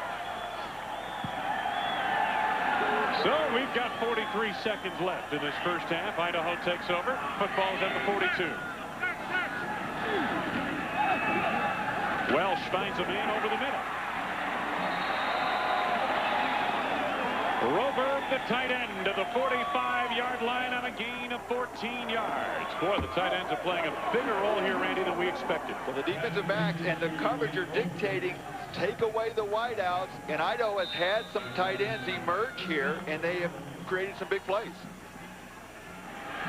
Welsh, nice catch, good throw. Chris Lacey quickly inside the 30 are the Vandals at the 29 on a 16-yard gain. Maybe the best throw of the day by Welsh. They go without a huddle. Under 30 seconds left in the half. Welsh knocked away that time. Nice play made by Leo Barnes. And the pass intended for Willie Alderson. Well, not the end of the world. That pass is incomplete. It will give Idaho a chance to kind of regroup, make sure they get their communication and what they want to do. You're close to field goal range if you aren't in it already, and you don't want to make some mistake. You want to make sure everybody's on the same page. So even though it's going to be second down after the incompletion, with only 21 seconds left, not that bad a situation. Roberts over 200 yards passing for Southern Miss. Welsh approaching that number for Idaho in this first half. 2nd and 10. Alderson and Moody shift in motion. Welsh takes it himself. Penalty marker is down. I believe you're going to have some kind of a formation call against Idaho. Gain of 4 yards on that play as Welsh escaped out of bounds at the 25. Well, you can't have 2 men in motion at the same time, and as Idaho did that, one of them stopped and the other one kept going. So this is going to be a 5-yard penalty against Idaho. We just talked about the fact, make sure everybody knows what's going on and no miscommunication. You know, I was just saying to myself, Randy, I haven't seen this formation from Idaho. Well, we're not in Canada, so you can't move more than one at a time. Well, we're not far from Canada. We're not far, but we're not there. Well, the officials will set things up. Chris Tormey, who spent 11 years at Washington as an assistant. What a great guy to talk to, too. He's done a wonderful job with this program. Both staffs are wonderful. Illegal motion to call. We just talked about, as you said, both staffs were wonderful. Excited to be here. They've been treated just wonderfully by the people of Boise this week, and it's been a lot of fun for them, as it has for us. So 2nd down now. 2nd and 15. 16 seconds left to be played in the first half. Alderson in motion. He's a man to watch. Welsh will look for him. He sets up a screen this time. Thomas. Joel Thomas gets out of bounds at the 21-yard line. Gain of 13. Well, you just can't count on Thomas being down until you see him on the ground. He makes more, he breaks more tackles. Here you see the screen set up. It's coming right at you. Looks like he's going to be tackled, but just keeps going and gets pushed into Prestamonico. Picks up another 4 or 5 yards. Yes. Any way you can. Third down now coming up. About 2 yards to go. Football to the 21-yard line. And let's see what they try here. 8 seconds remaining. Idaho 0 for 3 on third downs. Welsh looks it over from the shotgun. Alderson inside the 5 of the 2-yard line. 2 seconds remain. Timeout, Idaho. The last several times Idaho has been down here, they've thrown the corner route to the outside. This time, they line up in the same formation. They don't go to the outside, though. They hit the receiver over the middle. And again, I mentioned him a moment ago, Willie Alderson, the quick one from Nampa, Idaho. Alderson right there. He's going to come down and run the in route. Southern Miss a little leery with the outside success that they've had. Nobody in the passing lane there, no linebackers. A great catch by Alderson. He's a little bigger, 6 foot, 195. He's the guy they like to run over the middle. Does a nice job of catching ball in traffic. Best hands on the team, excellent athlete. Willie Alderson on the reception to the doorstep of the Golden Eagles. Well, coming up, this is Wild Card Weekend in the NFL, and on Saturday and Sunday, NFL Countdown, 11:30 a.m. Eastern Time, 8:30 a.m. Pacific, and the guys will get you all up to date on what's coming up on the Wild Card Weekend. And if you missed anything during the day, check out NFL Primetime, 7:30 Eastern, 4:30 Pacific, Saturday and Sunday, Wild Card Weekend in the NFL on ESPN. I think Chris Tormey is thinking about going for the touchdown rather than the field goal here. Well, I'll tell you what, you're only 2 yards away.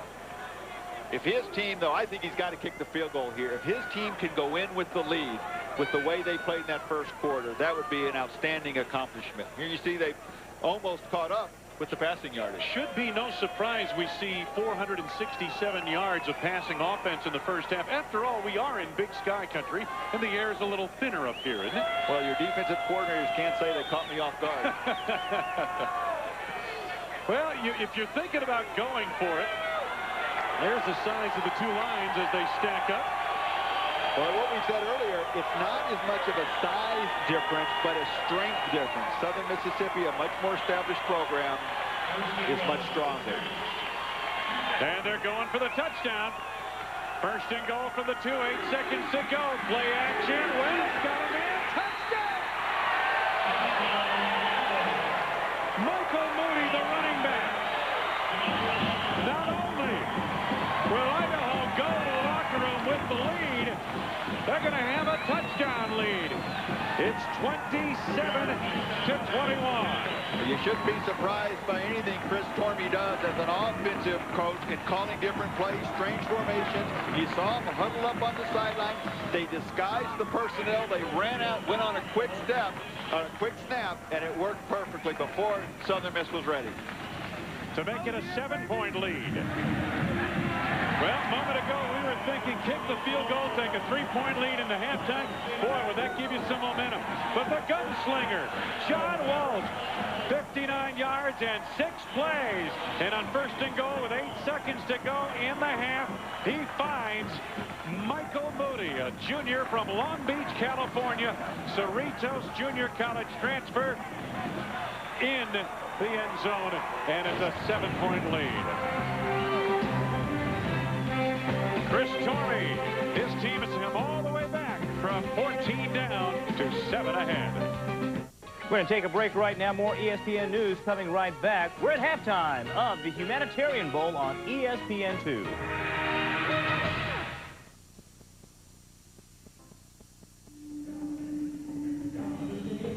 The snow camp Boise foothills, and where desert meets mountain here at Boise, Idaho, the state capital of the state of Idaho. Second annual Humanitarian Bowl, and what a wild first half we had. A first half of ebbs and flow, and my partner Randy Wright asked me, well, who's ebb and who's flow? Well, ebb would be Southern Miss in the first quarter, and flow would be Idaho in the second. I thought they were doing the game or something. I'm glad you clarified that. Southern Miss had a lot of success early, throwing the ball deep, mostly to Todd Pinkston.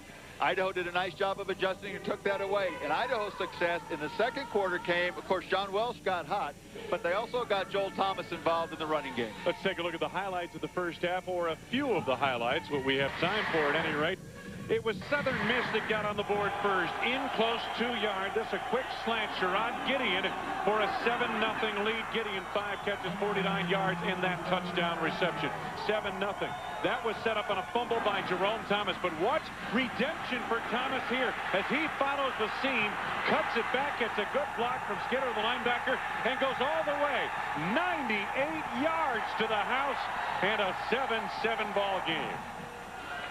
And then this in the second quarter. Welsh with 8 seconds to go in the quarter on 1st and goal for the 2. Finds Michael Moody on a 2-yard touchdown pass to cap the first half. A wild first half, but don't go away.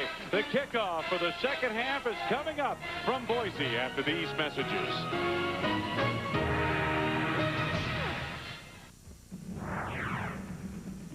Welcome back to ESPN's exclusive presentation of Bowl Week. The Idaho Vandals trying to shock the bowl world, leading Southern Miss at the break 28-21. What's the biggest turnaround again in this game? Coach, you were down at one point, 21-7. Well, our guys just never quit, and that's the thing, and that's one of our themes is finish, and we need to finish in this second half and finish in the fourth quarter. John Welsh has been moving the ball well. Do you continue to attack Southern Miss? Well, I think we need to continue to throw the football, but we're trying to find a way to run it right now. We can't throw it every down. We need to keep them off balance with the run a little bit better than we did in the first half. We'll let you go. I know you got business to attend to. Yeah, we do. We're going to go try to win a football game. Thanks very much, and go Vandals. Chris Tormey, our special guest here, Wayne and Randy. Chris leading a cheer there as his team trots back onto the field. The numbers at halftime reflect the closeness of the ball game. And I'll tell you something, if you take a look at these, the rushing yardage, it was the Vandals got those 39 yards late. They came in the second quarter. Passing yardage pretty close right there. The average on first down, the Vandals whopping 9.1 yards per attempt on first down. And much of that buoyed by the offensive run they made in the second quarter. In the last half of that second quarter, when they got Joel Thomas involved, John Welsh had some success running some of the draws, the quarterback draws. It worked very well and opened everything up for them. So Chris Tormey will hope that his team can continue the momentum. A near disastrous first 20 minutes for Idaho. They fell behind 21-7 because of those factors. But in the last 10 minutes, they capitalized. And 3 touchdowns on the board later, they've got the 28-21 lead. And Welsh really came on in that second quarter. He got hot. When you get hot, there's no telling what a confident quarterback can do with all the talented wide receivers. And if you're Jeff Bauer, you're telling your team, hey, they really haven't stopped us yet. We've got 3 touchdowns. We've had 2 fumbles. We're moving the ball. Let's just not turn it over and beat ourselves. Let's continue to finish these drives. Their defense really hasn't stopped us. Southern Miss will receive the football on the opening kickoff of the second half. You know, the Idaho Vandals, this has been an incredible run. We mentioned the fact that the Sporting News ranked them 112 out of 112 Division I football playing schools at the outset of this season. But if you consider this, it was just 3 years ago. They were in the Division I AA playoffs, and this program hasn't been on this level very long, so it's been a truly remarkable rise for Chris Tormey and company. What a great job he's done. The first thing you have to do is to sell your players, make them believe in what you're doing. He has done that. He's got the attitude where he wants it. The only thing he needs is more time to build some strength. You can recruit speed. You can recruit running backs that can play, that have speed, but you can't recruit strength because it takes a young man till he's 20, 21 to let his body develop. So that's the biggest difference, and that's where they're maybe a little on the short end in this game today. Ben Davis kicks it away to start the second half for the Idaho Vandals.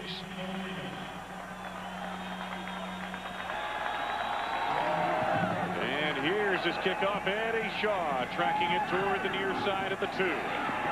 He faked a pass. Did you see that? Eddie Shaw picking his way to the 30-yard line and escorted to the chalk marks in rather rude fashion. Jason Daniels made the stop. And Lee Roberts, look at his first half, Randy. Boy, much like we thought, he's not real flashy. He has thrown the ball very well and very few mistakes. Can't think of anything that really jumps out. Neither side, for all the passing we've seen in this game, has thrown an interception yet. The 4 turnovers in the game have all been fumbles. And we've seen such soft coverage in the secondary. There really haven't been many opportunities for interceptions. Soft coverage on this play here. Slot to the bottom of your screen. First down from the 30-yard line. And this is Nix, the freshman running back. Skinner and Hill collaborate on the stop. Gain of 4 to the 34.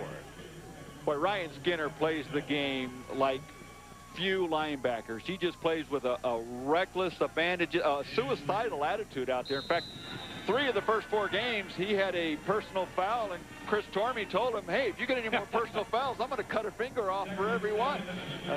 I haven't checked his gloves yet, but I don't think he's had any personal fouls since then. Jim Barber's going to check his gloves the next time he comes off the field. Make sure there are 10 fingers there.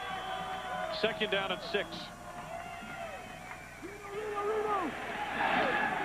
And once again, Derek Nix getting the call here, a true freshman out of Atala, Alabama. Will Beck made the stop along with Ryan Skinner. Jim Barber's down there in the sidelines. And Jim, what did Jeff Bauer have to say at halftime?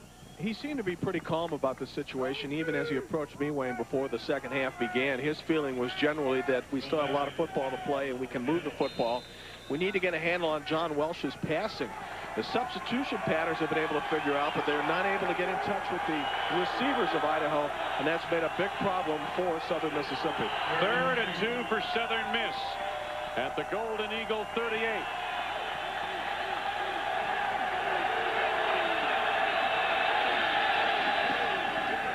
Nix got it. Good move off the right side of the line. Followed big Shedrick Blackman, all 6'6" and 325 pounds of him off the right side of the line. But that play looked as though it were going to open up even more than it did, and Nix was going to be able to pick up 5 or 6 yards. Idaho doing a nice job of converging on that quickly and limiting it to what will be a first down, but not by much. Nix up to 77 yards, couple of touchdowns today. In the 21 rushing attempts, most of them in the first half, we were told he gets better as the day goes on, but I don't know if they can count on that if they have to give him the ball 38, 40, 42 times. First down.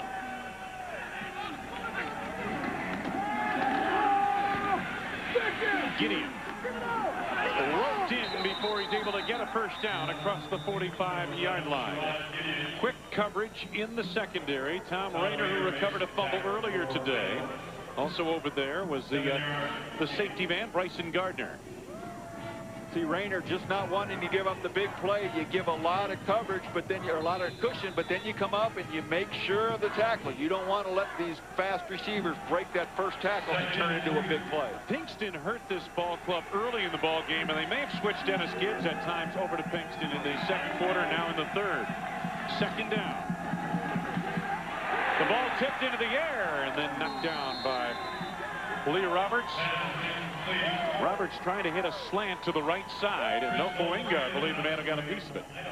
That was the matchup that Jeff Mills and Idaho wanted, Wayne. They wanted Dennis Gibbs, their best corner, on Pinkston to try and they actually wanted him on Gideon first, but with Pinkston's success, they wanted to bring him over there, and they have since gone to Tom Rayner as the backup, and Ige Ivero has not seen a lot of action. 3rd and 3 for Southern Miss. Out of the shotgun. 4 receivers set. Roberts has the first down and a whole lot more. Lee Roberts out of bounds at the 30-yard line. Brad Rice forced him out, 22-yard gain.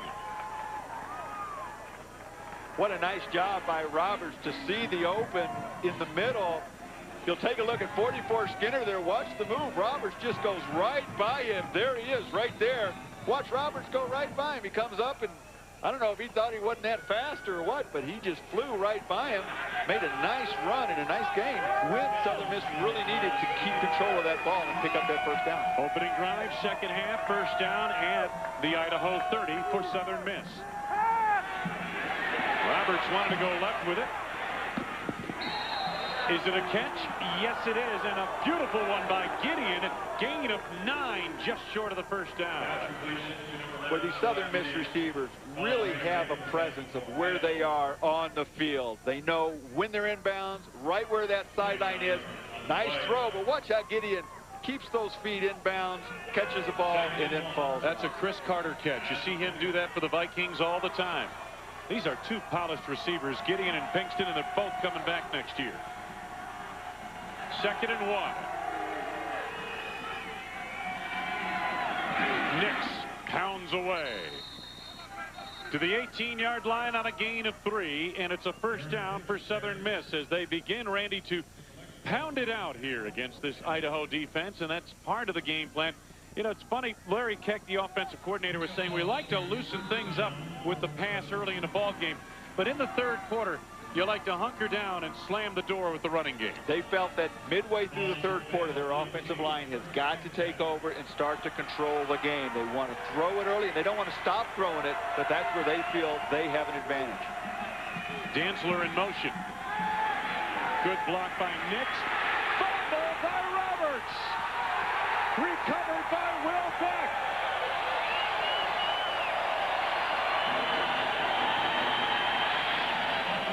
Will Beck, the recovery. I believe it was Chris Nofoinga who knocked the ball loose.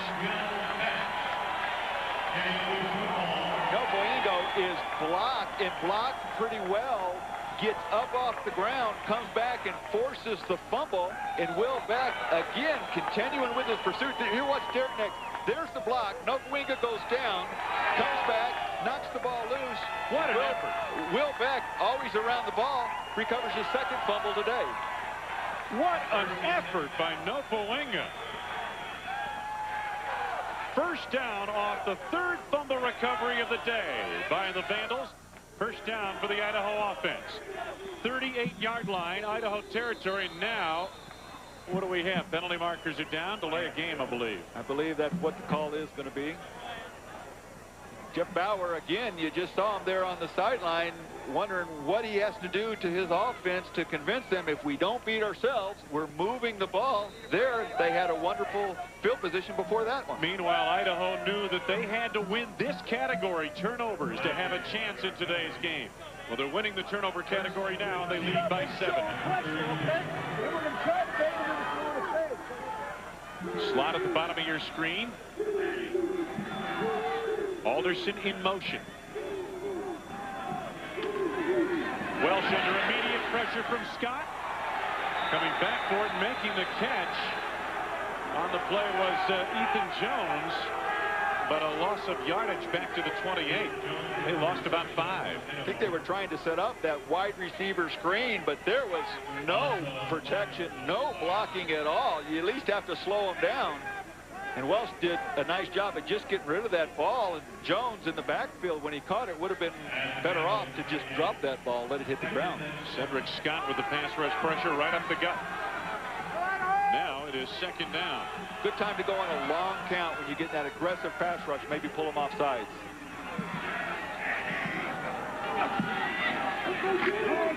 Joel Thomas. Oh, boy. When he found that sliver of an opening, he hit it hard. Out to about the 38-yard line, maybe the 39, and it's going to be 3rd and 10 coming up. Boy, there's a guy that at only 5'6", 216 pounds, runs with a lot of authority. He's so hard to tackle. His center of gravity is so low, and he's so strong. He just delivers this blow and runs right over Gonzalez. Of course, the bench press is 485 pounds, more than 80 offensive linemen on their team. They don't even have a lineman that benches 400 pounds. Which is truly remarkable when you think about Division I football. Joel Thomas, 6th-year senior. Sophomore season, he suffered a broken foot and a knee injury later on in his career. Adelius Thomas shaken up here. Well, I'll tell you what, he is a huge member of that defensive front for Southern Miss. 1 for 4 on third downs are the Vandals today. Facing third, a little bit less than 10 yards to go. Welsh. Incomplete is what they rule on the far side. A diving attempt made by Ethan Jones. He's unable to come up with it. Inbounds. And it's 4th down. So the Southern Miss defense has held. Welsh looked like he wasn't really comfortable when he threw that ball. He looked as though he had more time than what he thought he did. Rushed it when he didn't have to. And threw an inaccurate pass. The All-America, Adelius Thomas, on the bench, getting looked at. Jim Barber will be by with a report on that injury and momentarily. Mike O'Neill in punt formation. Good leverage into this kick. Forcing a fair catch signal by Eddie Shaw, and he reins it in near the 23-yard line. So we are early going in this third quarter. Southern Miss trailing Idaho by 7. Wayne Larrabee, Randy Wright, and Jim Barber. Adelius Thomas went out a few moments ago for Southern Miss. Their All-America defensive end outside linebacker. We'll get a report in a moment, and he's back up walking around. It looked like he got that ankle retaped. Thomas blocked a field goal earlier today. 12.5 sacks, 20 tackles behind the line of scrimmage this season. Even if he comes back, if that ankle is bothering him, it's going to hurt the speed and take away from that speed. Big advantage for Idaho. Southern Miss in the gold shirts, black pants. Derek Nix, true freshman running back, motors his way across the 25 to the 28, gain of 5. And Jim Barber, what can you tell us on the injured defensive end for Southern Miss? Well, Wayne, for Southern Miss fans, the good news is Adelius Thomas will return. He's got some swelling above the patella, and what they've done is given him some more padding so he can be a little more comfortable. He didn't want to come off the playing field initially, but one of the officials called time, and he did get attended to, and we do expect him to get back in there. Well, that's good news. 2nd down coming up here, about 5 yards to go. Now, there was some jumping in the middle of the line there by Idaho. I don't know if they were drawn off sides, but looked like J.J. Johnston a little anxious there.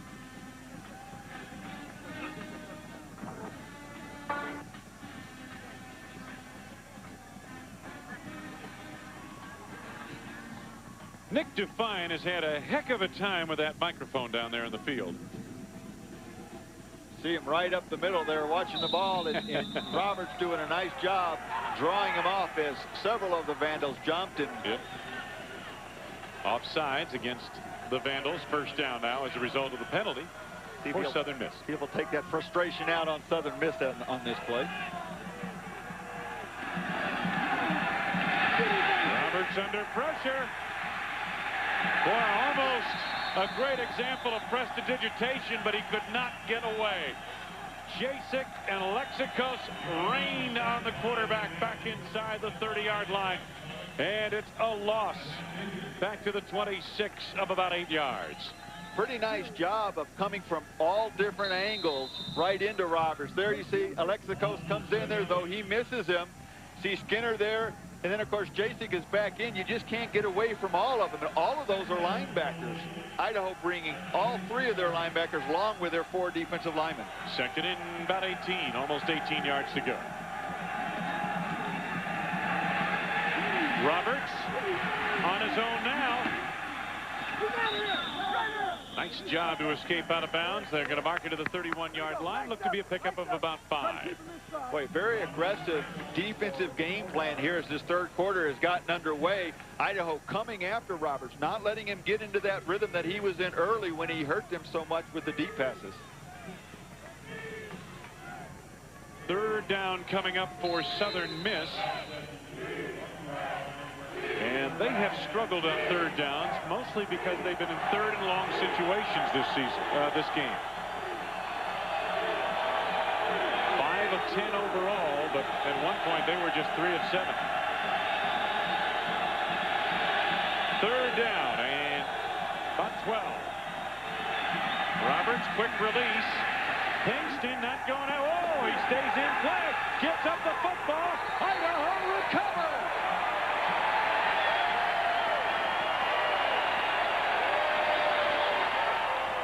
Dennis Gibbs gathered it in. Todd Pinkston trying to break free, and for Jeff Bauer and company, it's their 4th lost fumble of the day. Another unforced error here as the Pinkston just drops the ball, trying to fight for some extra yardage. And there you see Gardner doing a nice job of at least making the first hit, but an unforced fumble caused there as Pinkston just drops the ball. When you almost get the feeling that Southern Miss had it easy in the first quarter, thought this was going to be an easy victory, and mentally has taken a couple steps backwards in their concentration. Golden opportunity for the Vandals starting in enemy territory. Welsh on the run, lets it go, and it's incomplete.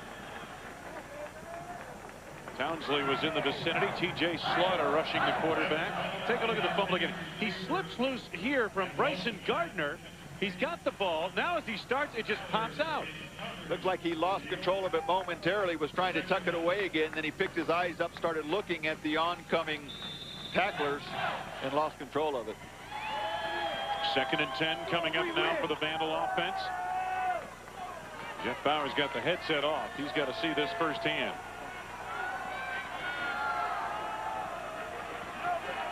Joel Thomas, the lone setback. He goes in motion. They vacate the backfield.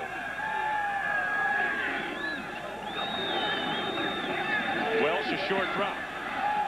And he has nowhere to go. Loses a couple of yards on the play.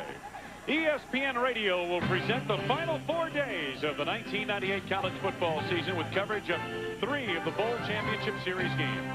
The Rose Bowl, presented by AT&T, Friday, 4:30 Eastern, 1:30 Central to Pacific time, UCLA, Wisconsin. The FedEx Orange Bowl on Saturday night, and that'll be Syracuse in Florida, 7:30 Eastern time. The Tostitos Fiesta Bowl on Monday, January 4th, the national championship game, 7:45 p.m. Eastern, 3:45 p.m. Pacific time, Tennessee and Florida State. 3rd down and 12. Welsh. Ethan Jones could not hang on. He would not have had a first down, and it's 4th down. Wouldn't have been a first down, but it would have given them much better field position and a better opportunity had they chosen to kick the field goal. He certainly gives every effort he has stretching out for this ball, but just too far out in front of him. Can't hold it. A great effort, though. This will be a 52-yard field goal attempt. Ben Davis had a 52-yarder blocked earlier today. His long is 55, 2nd longest in school history this year against North Texas. And it's blocked again in the middle of the line. DeQuincy Scott appeared to be the man who blocked it. And for the 2nd time today, an Idaho field goal attempt is blocked.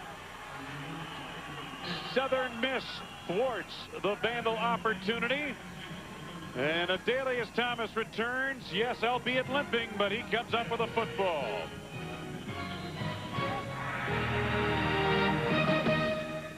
A whole new era in college football begins. The Bowl Championship Series, coming January 1st, only on ABC. Ben Davis had a field goal blocked a moment ago, his 2nd of the day. Southern Miss takes over. Football at their own 42-yard line. Lee Roberts again motions the play at the line. The short drop, the slant, Gideon, and he dropped it. Well, we mentioned that Ben Davis had a field goal blocked just a moment ago, but there was a reason for this, Randy. Well, you take a look at his plant foot. His left foot here is going to slip right out, and he kicks the ball very low. So, as you said, clearly a reason that explains this one.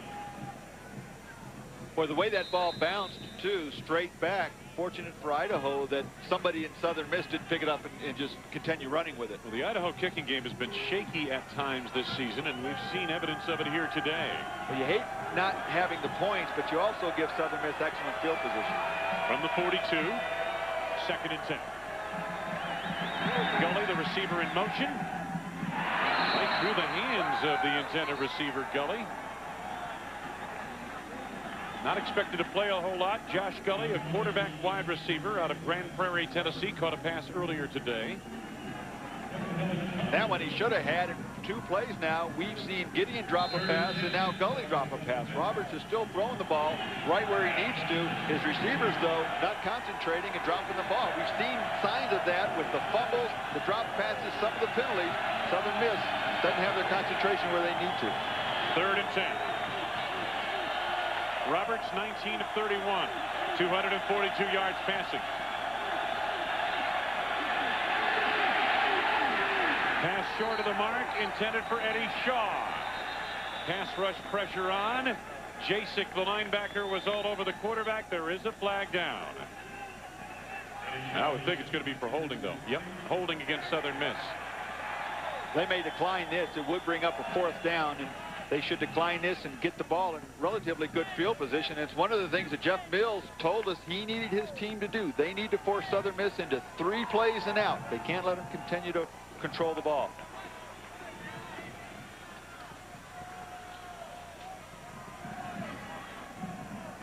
Jamie Purser will come on and punt formation.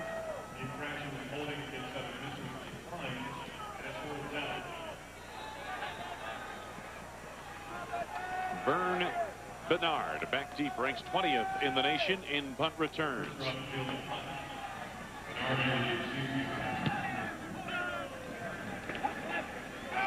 Bernard makes the catch on it at the 18.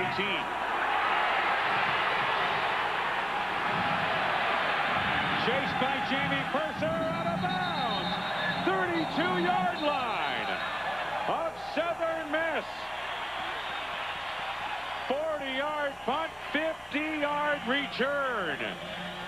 Bernard broke 91 yards for a touchdown to set a school record against Utah earlier. This one, 50 yards on the return, gives his team another opportunity here.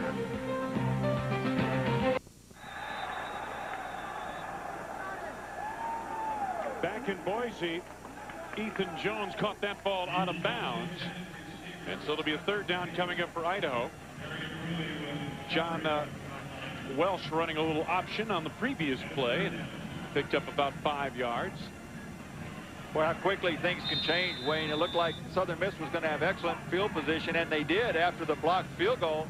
And now with the punt return, Idaho's the one with excellent field position. 3 receivers out, 3 come in as they break the huddle, and now to the line of scrimmage. 3rd down.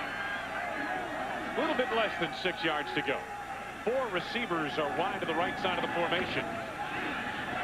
Welsh goes the other way, and it's broken up nicely. Excellent play made by the cornerback Terrence Parrish to knock it away from the intended receiver Ryan Prestimonaco.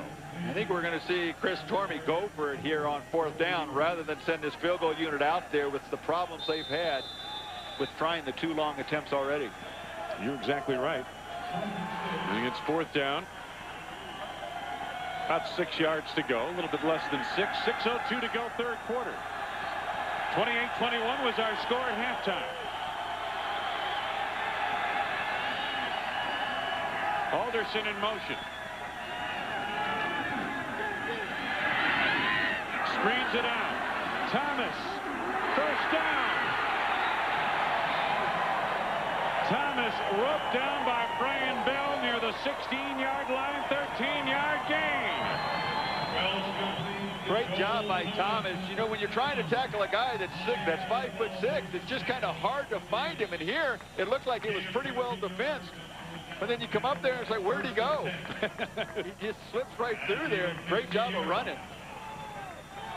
He's 5'6", but you won't find him riding at any racetrack in the near future. He's 210 pounds. You got to be around 100 pounds to be a jockey. 1st down from the 15. Quarterback draw.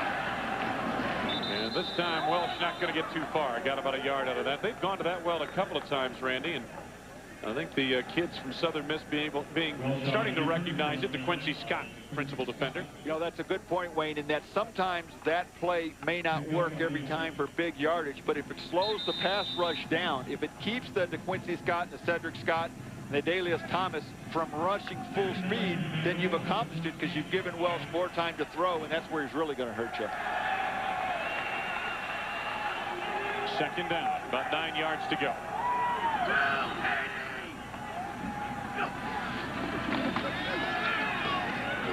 Welsh, and it's dropped by Ethan Jones.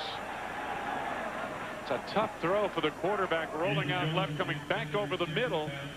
And then the receiver, he put it where it could be caught, and the receiver, Ethan Jones, could not hang on. Boy, he really does a nice job of getting his shoulders turned, and it's a tough throw, but he takes something off of it knowing that Jones is going the other way, and boy, you just got to catch that ball. Go down to your knees, catch it in your gut. You've got the first down.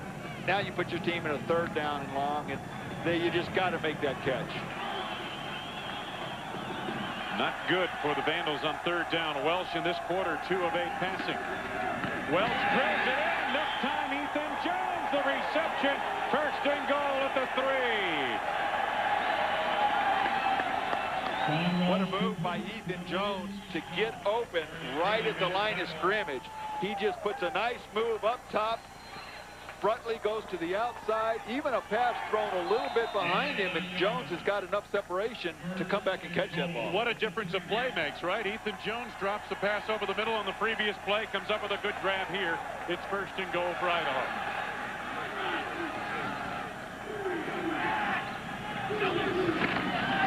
Joel Thomas. Very close, but not in.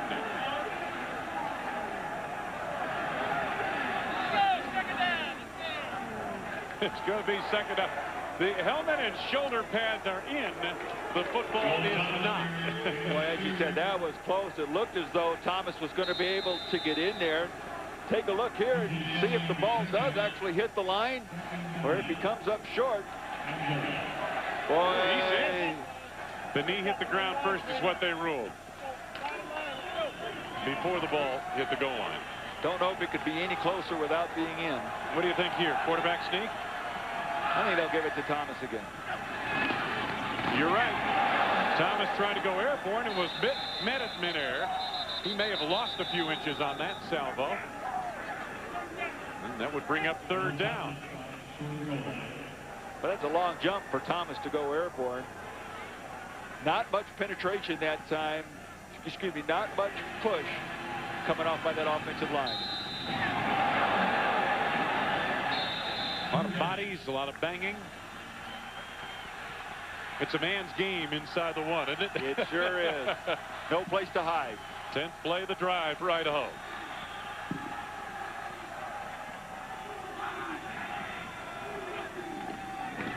Joel Thomas again. And he's yanked back low. They scored a touchdown. Southern Miss thought they had him stopped, and the official on the far side watching the line gives him the touchdown. No, I think they did have him stopped at the point of contact, but he just kept fighting and got himself into the end zone on individual effort. Boy, and you're right. He's so small, I couldn't see that second effort that got him over the line. But he was kind of engulfed by the defense. Great heart, great runner. Joel Thomas, the all-time leading rusher in Idaho Vandals history. Ben Davis for the point after. It is good. Each team has had a 14-point lead in this game. 2:59 left to go, third quarter. It is the Vandals' turn to lead by 2 touchdowns, and Chris Tormey celebrates the score. Boise, a quiet western city.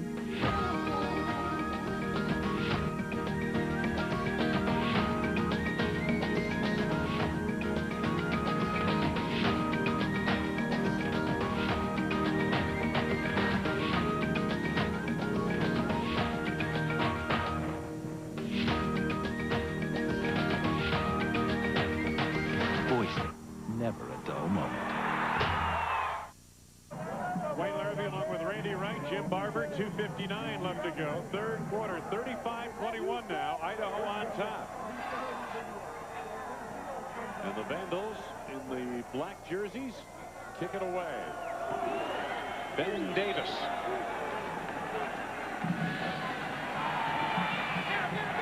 Larry Watts, the up back, gets it out near the 31-yard line. Rick Giampetri makes the stop along with Jason Daniels in the latest scoring drive. This is the first of the second half. Only 32 yards set up by that outstanding return off of the punt, but yet again their offense taking advantage, finishing and putting the ball in the end zone. If you're Southern Miss, Wayne, I think you need to get back to what they did well in the first quarter. That is getting Pinkston and Gideon involved. They've got more big strike weapons. They just need to get the ball into the hands of those players. First down. Derek Nix. Maltosi pursuing from his defensive tackle spot, made the stop, gain of 2. Well, if you're wondering, don't adjust your TV. That's a blue surface here, blue AstroTurf, and Jim Barber. People have been slipping on that out there. Yes, Wayne, it is a very slippery blue surface. It's interesting. You talk to officials here, and they say, well, we're a bit surprised because we had covered this field most of the way prior to this game and thought everything would be okay. Perhaps it's the cold temperatures that are starting to make the difference. I know one thing. Southern Mississippi would like to change shoes, but hasn't been able to do so far. Yeah, that blue surface is not water, and it's not freezing. And Canadian geese don't land on it on a regular basis. A lot of myths about that blue surface. Over the top and deep. And this one thrown by Lee Roberts off the mark, but a penalty marker down. The coverage provided by Tom Rayner on Todd Pinkston. So as you suggested, Randy, they are going to keep going to the big guys, and there's no reason why they shouldn't. Well, even if you don't get the completed pass, you do take a chance and maybe get a pass interference, which we should see right here. There it is, the pass interference call against Idaho. We are at the foothills of the beautiful Rocky Mountains. They call those the Boise foothills. This is the second annual Humanitarian Bowl at Bronco Stadium in Boise, Idaho, home of Boise State. And this is kind of an unusual week for Bronco supporters to see the hated Idaho Vandals in here as the home team. Wayne Larrabee, Randy Wright, Jim Barber, our entire ESPN2 crew. It is first down off the penalty now for Southern Miss, and the football out of the 48-yard line. I meant Vandals figuratively rather than literally. First down now for Southern Miss. Tight end Antonio Franklin in motion. Going deep once again, got a man out there. The pass just overthrown, intended for Gideon. Had a step on the coverage of Tom Rayner down the sidelines again. That cornerback, whether it be Ivero or Rayner, is where Southern Miss has attacked all day. And Gideon blew right by Rayner, was open. Roberts just didn't put enough air underneath the ball, give him a chance to run under it. It didn't look like it, Randy, on first look, like they had safety help back there. Don't you think they would normally go with a cover 2 type of thing and back that coverage with a little deep help? Well, you try and mix things up, and I think now Southern Miss has gone deep twice already on this drive. They may put some of the safeties over top. Second down and 10 for Southern Miss from the 48.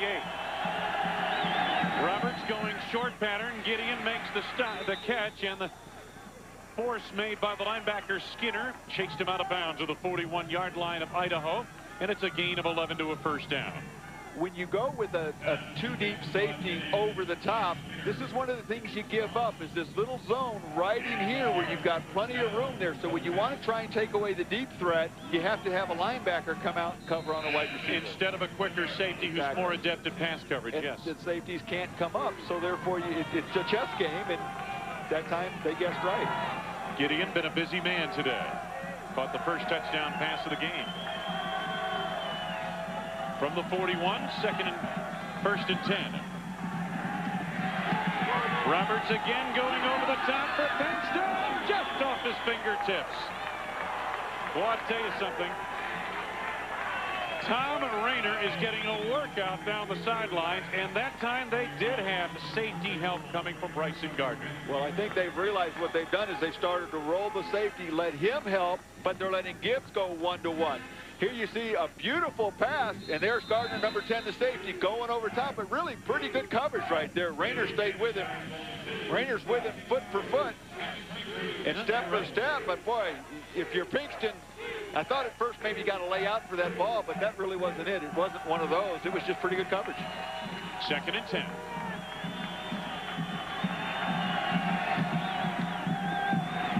Robertson, as he lets it go off the mark, intended for Shaw.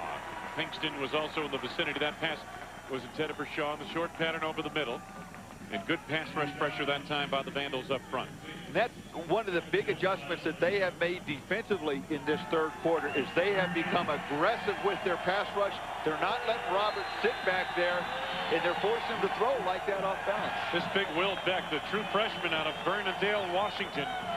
He's been all over the quarterback. He's recovered 2 fumbles today. He hit the quarterback on that play. He was 4A Player of the Year in Washington, but yet he's only 6'2", wasn't really heavily recruited. 3rd and 10. Roberts. And it's dropped on the play by Kevin Hurd. Roberts is frustrated. Hurd is frustrated, and Southern Miss is forced to punt.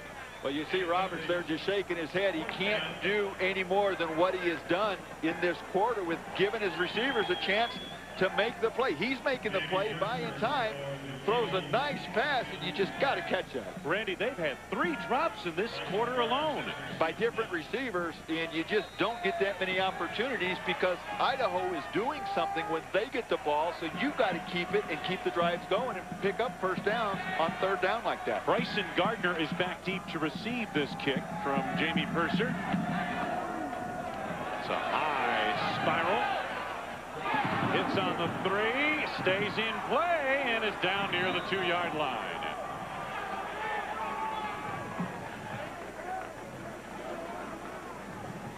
Patrick McCrory, the deep snapper. And they're going to mark it inside the 2. Don't forget, coming up, the Culligan Holiday Bowl beginning with bowl game night.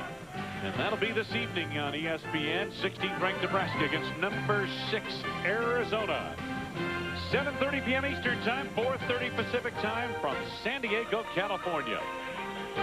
What a job Dick Tomey has done out there with that Arizona team. 11-1, just 1 game away from making it to the Rose Bowl for the first time. A challenge for him to get his team ready to play against a good Nebraska team. Outstanding matchup on ESPN tonight, 7:30 Eastern. First down football marked at the 1. Joel Thomas able to slither his way to the 4 on a gain of 3 yards. Over to make the tackle on the play that time, Gerald Mumford. Here's a chance for this Southern Miss defense to start to create some things, make some things happen. They've got Idaho backed up. They know that there's still plenty of time left. We're just in the last minute of the 3rd quarter. If they can hold them here and force them to punt, they stand to get very good field position. 2nd down.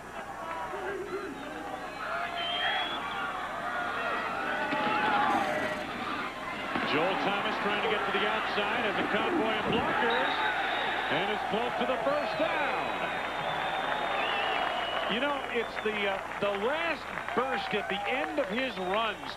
Just as you start to look away, Joel Thomas makes one last push, Randy, and oftentimes that gets him a 1st down like it did here. And look at his center, number 52, Jeremy Wallace, pulled all the way out there, kind of runs some interference that he takes one of the guys, and that allows Thomas a little extra room, as you said, to get that burst and always fall forward, pick up those extra 2 or 3 yards. Of course, if he stretches out, it's not quite 2 yards, but... Oh, I knew that was coming. Oh, my. 1st down at the 11. Motion from Roberg, the tight end.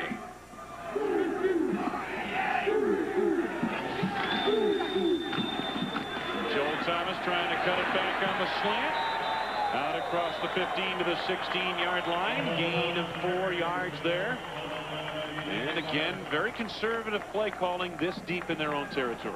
Well, what they're doing, though, is they're slowly getting into the type of field position where they can open things up. They've got a 14-point lead. I'm sure that Chris Tormey doesn't want to do anything foolish or let them get back into the game with the way that Idaho is dictating it right now. Time winding down to this 3rd quarter. They'll walk to the other end of the blue surface here at Bronco Stadium in Boise. 4th quarter is coming up. Chris Tormey and company on top. John Welsh, the gunslinger, has the lead. Southern Miss and Idaho. It has been a frustrating 3rd quarter for Lee Roberts. 3 drop passes. The quarterback can't do any more than put his team in a position, but they have been unable to capitalize. Score by quarters. Southern Miss in the first had the upper hand. Idaho the second. And in the third quarter, both teams had opportunities. Idaho able to punch across one of their field position opportunities. And they've got the lead by 14 as we start the fourth quarter. And it looks like they threw DeQuincy Scott off sides and may get a cheap 5 yards out of this.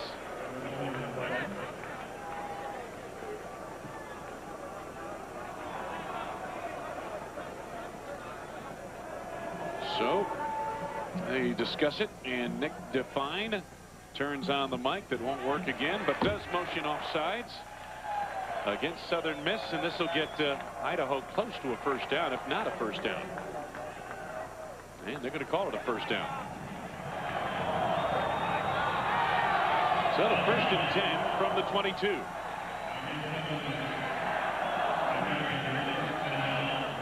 Idaho with the lead and the ball as we start the fourth quarter. Welsh on the rollout. And it's incomplete. Willie Alderson could not hang on. Watts tomahawked it from behind on the defense. Well, Jim Barber, it's getting a little chilly up here in the press box. What's it like down there in the field? Much chillier on the field. You guys have mentioned the drop passes, 5 for Southern Miss. That has something to do with the weather, guys. The temperatures dropped 15 degrees on this field because the sun has gone away. And watching the Southern Miss receivers and some of the folks on the bench, they're starting to put their hands in their pockets. I think the cold is bothering them, and that's why the drops are starting to pick up. Second down from the 22 for the Vandals. Fake to Joel Thomas. Welsh on the roll. Incomplete. Lacey caught it, but apparently did not have position, according to the line judge on the near side. Boy, it was what looked like a beautiful catch. He kept his foot in and looked like he had control of it, but as you said, the official was ruling that he did not have control, bobbled it, but all the same, a nice throw by Welsh. And again, Idaho moving the pocket. They've moved him to the left a couple times. That time, bring him to the right. They're keeping Southern Miss guessing as to where he's going to be so that they don't let him just tee off on him. It's worked very well. More often than not, they've rolled away from Adelius Thomas. And I can see why. Yeah. Penalty marker down here. Illegal substitution on the offense. That's a 5-yard penalty.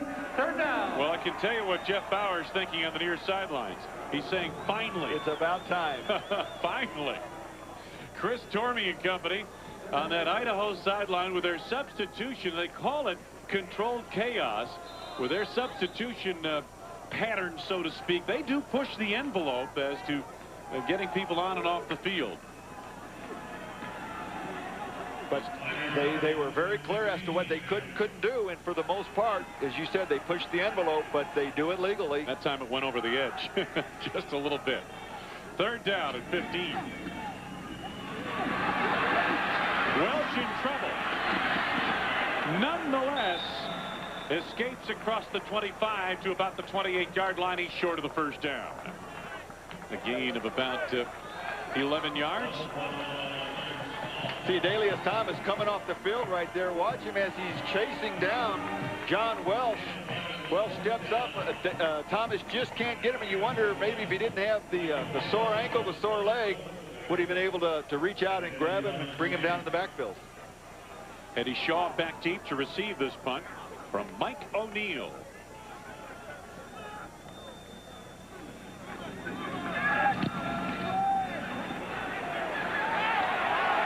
Shaw, fair catch signal, and makes a tumbling grab just short of the 30-yard line, where Southern Miss will put it in play.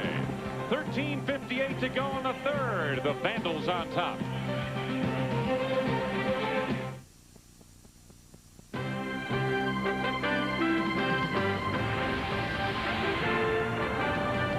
ESPN2's exclusive presentation of Bowl Week and the 1998 Humanitarian Bowl is brought to you by Volvo. Volvo reminds you to drive safely. There is snow in Nendara Hills just to the north of us. Jeff Bauer and his Golden Eagles of Southern Miss trail by 2 touchdowns early going fourth quarter. And Dwayne Woods gets short yardage off the right side of the offensive line.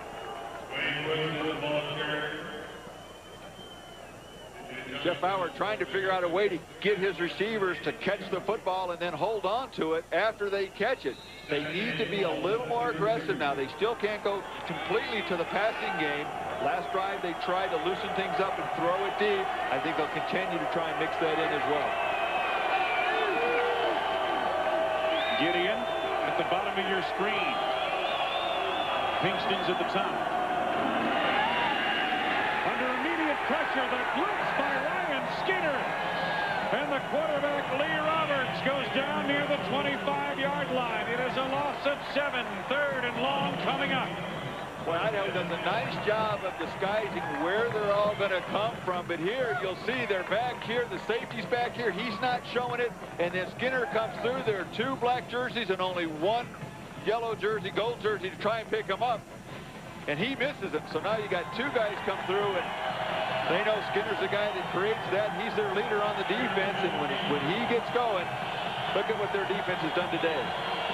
17 tackles for Skinner today unofficially. Out of the shotgun on 3rd and long. 3rd and 15. Roberts. Still looking to make a play. It's a fumble. It's a fumble, and it's covered up back inside the 20-yard line. It'll be Southern Miss football, 4th and long coming up. The man who got it back for him was Frank Firestone. Bryson Gardner unabated on the blitz.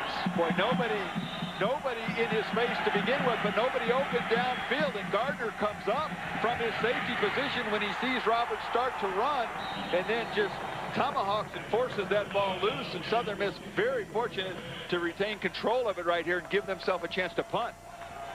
Jamie Purser on a punt formation, takes a high snap, gets his kick away. And this one allowed by Vern Bernard to skip across the 50 down at the 41-yard line or thereabouts in Idaho territory. But good field position nonetheless to start a drive. It's been a frustrating afternoon. Fumbles have plagued the Golden Eagles. Lee Roberts here trying to create a play, and the safety forces another fumble.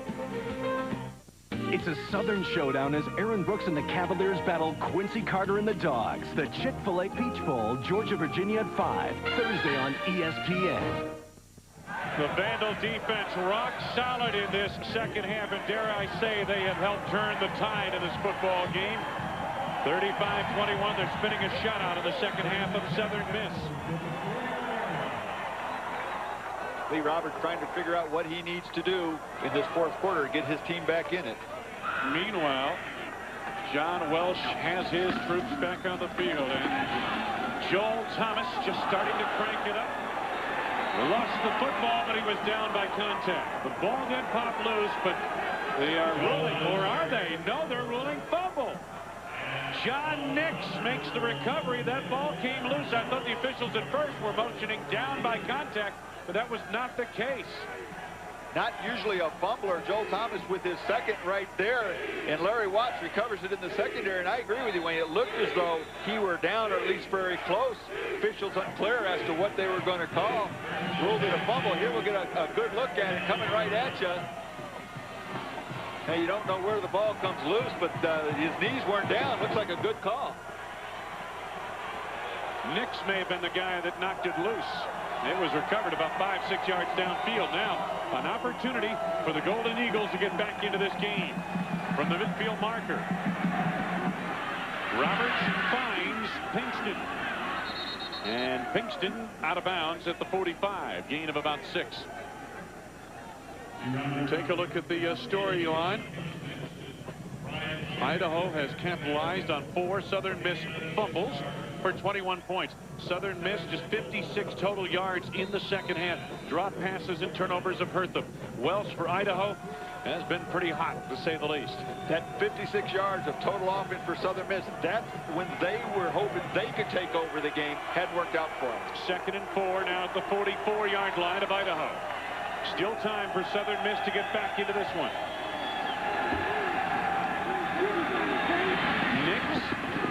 Derek Nix has a first down as he goes down to the 38-yard line. Jasek had the coverage on the far side. Warm up for the Fiesta Bowl with ESPN Classics Classic Championship Series. It's the best 1 versus 2 bowl games of all time. 4 fantastic games. The games air on Sunday, January 3rd. And listen to this lineup. 1903 Sugar Bowl, 1993 Sugar Bowl, Alabama, Miami. That's at 6 Eastern.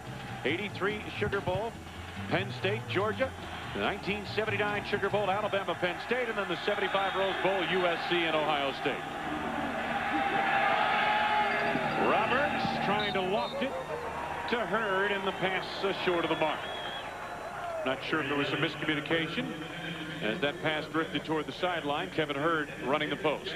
You get a feeling in watching Lee Roberts in the second half that he doesn't have the confidence in his protection that he has had all season. He's only been sacked 14 times, as we said earlier. But 4 times today. And he's been hit a lot, and as he's dropping back, he's looking to get rid of the ball a little quicker. Doesn't quite have that confidence that he needs to have to throw in a rhythm. Just under 11 minutes to go in this game. Southern Miss trailing by 14, facing 2nd and 10. 38-yard line of Idaho. The short drop, Roberts. This is the wide receiver, Gideon, who escapes out of bounds between 2 defenders at the 30-yard line. And it's a gain of 7 yards.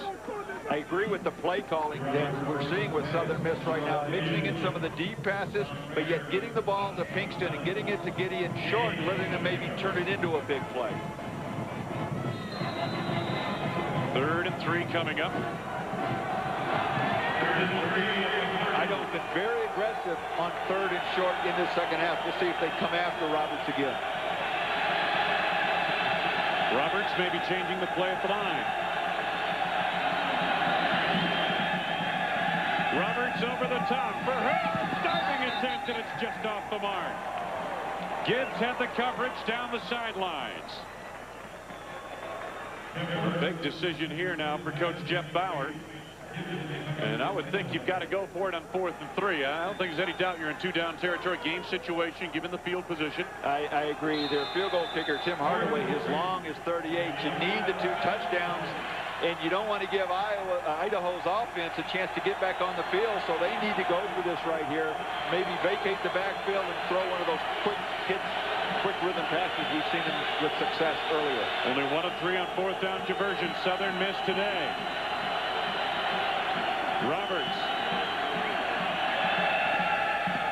got his man for the first down.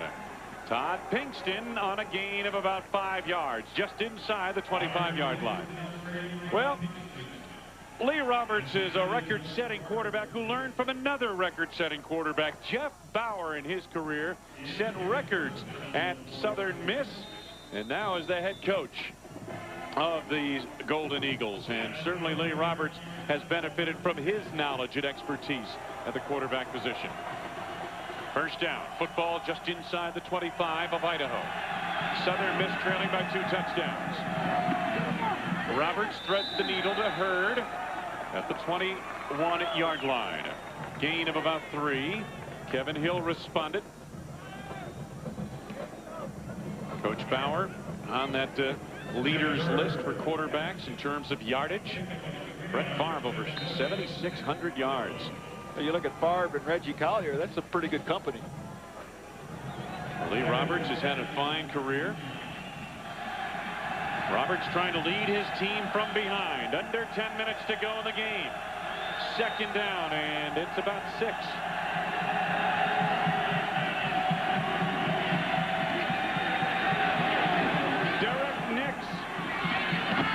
First and goal at the 8-yard line. Chased out of bounds by Brad Rice.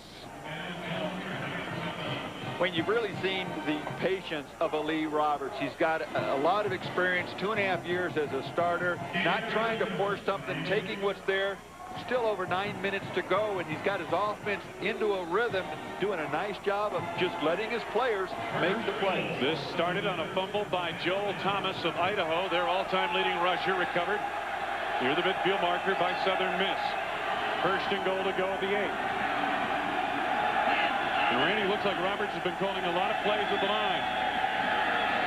Roberts under pressure, able to get away. Over the shoulder catch, Gideon for the touchdown. A flag down would be for pass interference on Tom Rayner. This touchdown will stand. Great job of Roberts keeping the ball alive. It looked as though he was looking to the left for maybe Todd Pinkston. You see the interference there is going to be declined.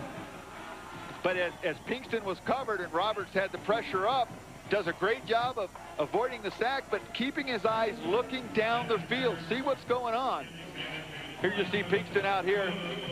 He's covered, really nothing there. Now the pressure is getting to Roberts in the backfield, but the key, he's keeping his eyes looking downfield and sees Gideon open up. Officially a 7-yard touchdown pass. Tim Hardaway now for the point after.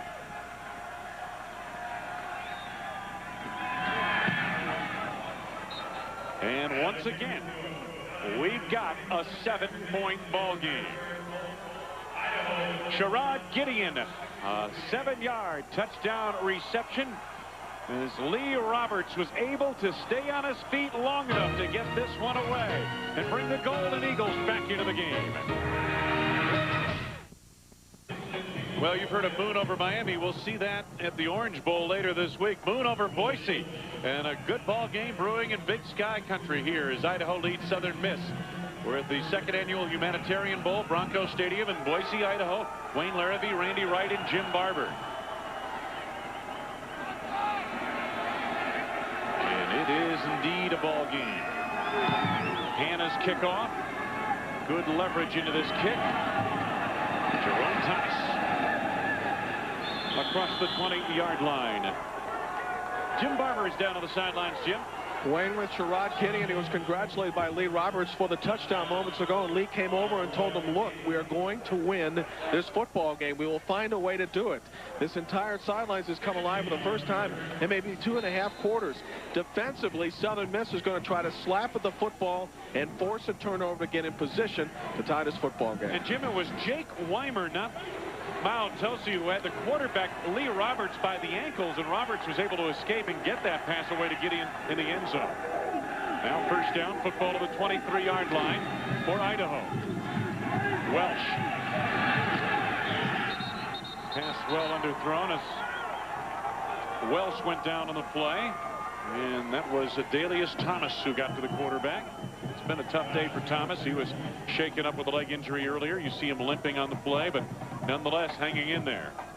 Wayne, you see Southern Miss this time with 5 defensive linemen in the game. Idaho had 3 wideouts, but they're content on trying to force something to happen, either get to Welsh or cause a fumble in the running game. 5 defensive linemen, unusual at that time.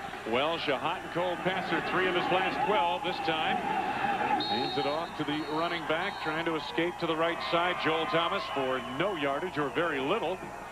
And it'll be a 3rd down coming up. Ty Trahan, the outside linebacker from Poplarville, Mississippi, on the stop. What a nice job, too. These linebackers, their job is to make the tackles. The defensive linemen, they're going to cover up the offensive linemen, not let them get to the linebackers. Linebackers have to fly around and make the tackles. Trahan doing a nice job. Idaho leading by 7, facing 3rd and 10.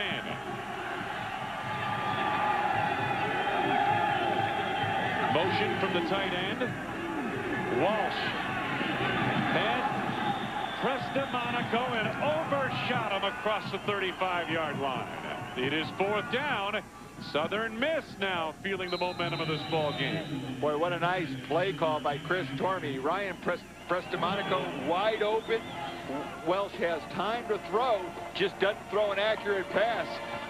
You just got to hit the open receiver right there, and Welsh just throws the ball a little high. And it's so hard when you have a young team like this Idaho Vandal team to stop the momentum from going against you when bad things start to happen. And after that fumble, things aren't going real well.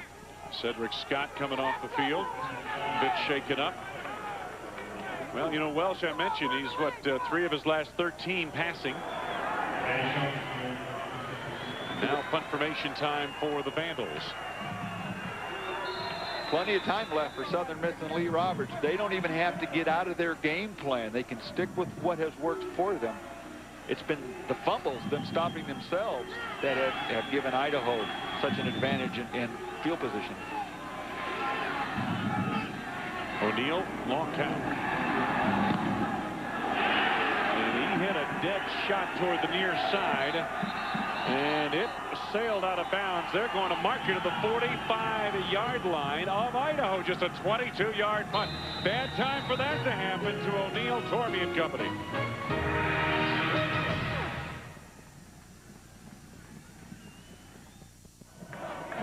Boy, I tell you, when momentum shifts, and that looks like a dejected offensive trio from Idaho. Welsh, the quarterback in the middle, he has been cold here in this fourth quarter. Meanwhile, starting at the 45 off a shank punt in enemy territory, the Golden Eagles of Southern Miss trying for the equalizing score and maybe the lead. Lee Roberts under pressure from Tulsi and gets it away, and a diving grab is made on the play by. They're going to motion. It's incomplete. Two wide receivers will play a prominent role for the Golden Eagles down the stretch. Here's Jeff Bauer. They're talented players. They both can run. Gideon's got great quickness. You know, I think it's tough to man up on those guys. And we've got a good situation when you can run the ball. You know, it's tough to spread them out and play pass defense. We're going to hurt you running the football, and you pack them in there to stop the run. You got to single up on those guys. Gideon and Pinkston. There's Pinkston right there. And second down. Way over the top, and the pass well off the mark. Intended for a well-covered Kevin Hurd, and he was well covered on that play by Dennis Gibbs. Gideon and Pinkston, we mentioned their numbers before, but look at what they've done today. See Gideon with 10 receptions, and could have been a couple more if not for a couple of drops, and then the 2 touchdowns, the big plays. A lot of yards going to those 2 guys, and they're not done yet. Southern Miss 5 of 14 on third downs, facing 3rd and 10.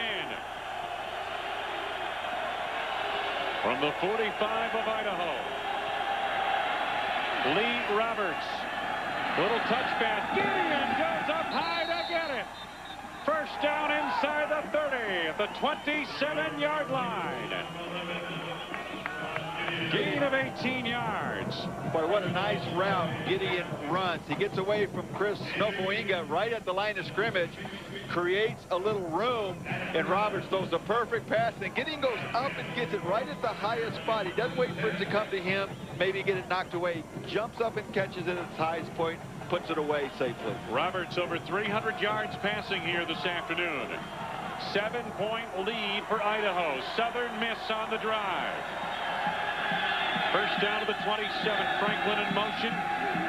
Derek Nix to the 19-yard line. Mao Tosi makes the stop for the Vandals, and a gain on the play of 8 yards. Nice job by the left side of Southern Miss offensive line with Henry McClendon and Jeff Hopgood. They really open up a nice hole right here.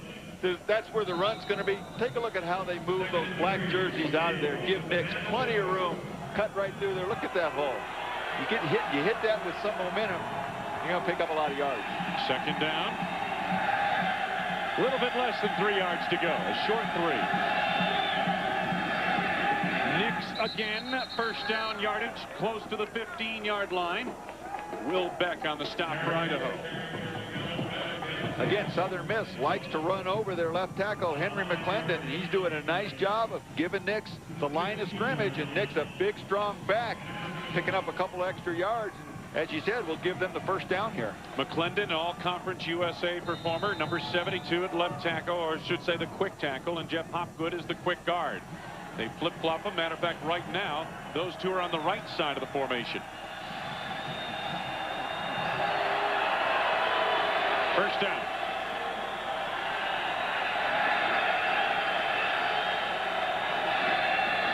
Nix, like the Red Sea for Moses, 15 yards open up the middle. And Nix takes it in for the score. And Southern Miss is within an extra point of taking the lead. Of tying the game, I should say.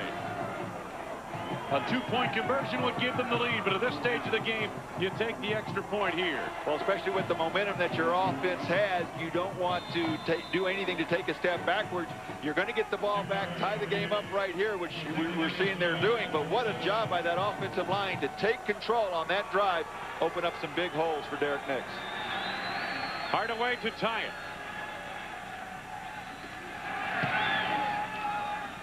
And he's got it through the uprights. 6:37 left to go. Nix with his third touchdown. Watch this hole open up for the true freshman running back. 15-yard gallop into the end zone. And we're back where we began, tied.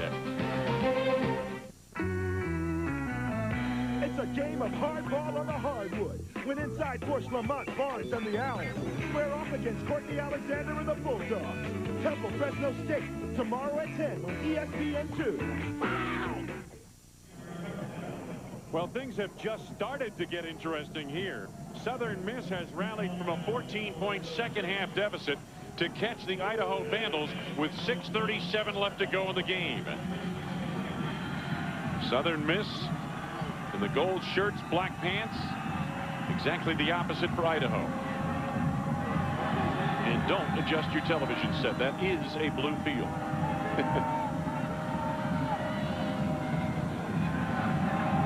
As blue as the sky above. High kickoff. Jerome Thomas gets a block to the outside to the 31-yard line. Zaid Houston, an outside linebacker, made the stop. Jim Barber. Wayne, the injury situation may be starting to get to Southern Miss, although they've come back to tie this game. Scott with a groin problem moments ago, and Thomas with lower back problems and a limp continue to stay out there. And also Sherrod Gideon has lower back problems, despite the fact he's made some huge catches. We'll see if the injuries make a difference down the stretch. First down from the 32-yard line for the Idaho Vandals, who find themselves deadlocked with Southern Miss. The slant to Townsley, first down yardage to the 45 on a gain of 13 yards. One thing we saw earlier is when John Wells gets into a rhythm, he can become very hot. He spreads the ball out very well. He's been cold in this second half for the most part. If you get him into a rhythm, you let him open some things up, Idaho can move the ball. They also started doing that when they got Joel Thomas involved with a running game. Shotgun formation on first down. 5 receivers set. Welsh shows pretty good speed. Tumbles inside the 35. They'll mark it at the 34-yard line. 21-yard gain. Well, this gunslinger still has a few bullets left in that barrel. Oh, I think there's a whole nother gun that he may wind up pulling out. Nice job of improvising, not forcing something, and then turning it into a real positive play with just his athletic ability. He is known more for his ability to throw the ball. Great presence to know that it was covered, pull it down, and make something happen with his feet. Does his scrambling remind you maybe of a Jake Plummer type? Close. Yeah. They set up the screen. Lacey, who has good quickness, but in a lot of traffic there. It's a gain of 5 yards nonetheless, which serves the purpose down to the 29-yard line. You wonder if you're Chris Tormey, you've got to be thinking about, we want to get this ball in the end zone. We struggle with our special teams in the field goal kicking department, and if he can get this ball in the end zone, he'll feel a whole lot better not having to rely on a field goal. They mark it as a gain of 6, so it's second down and 4 coming up. Football at the 28-yard line of Southern Miss. 5 minutes left to go.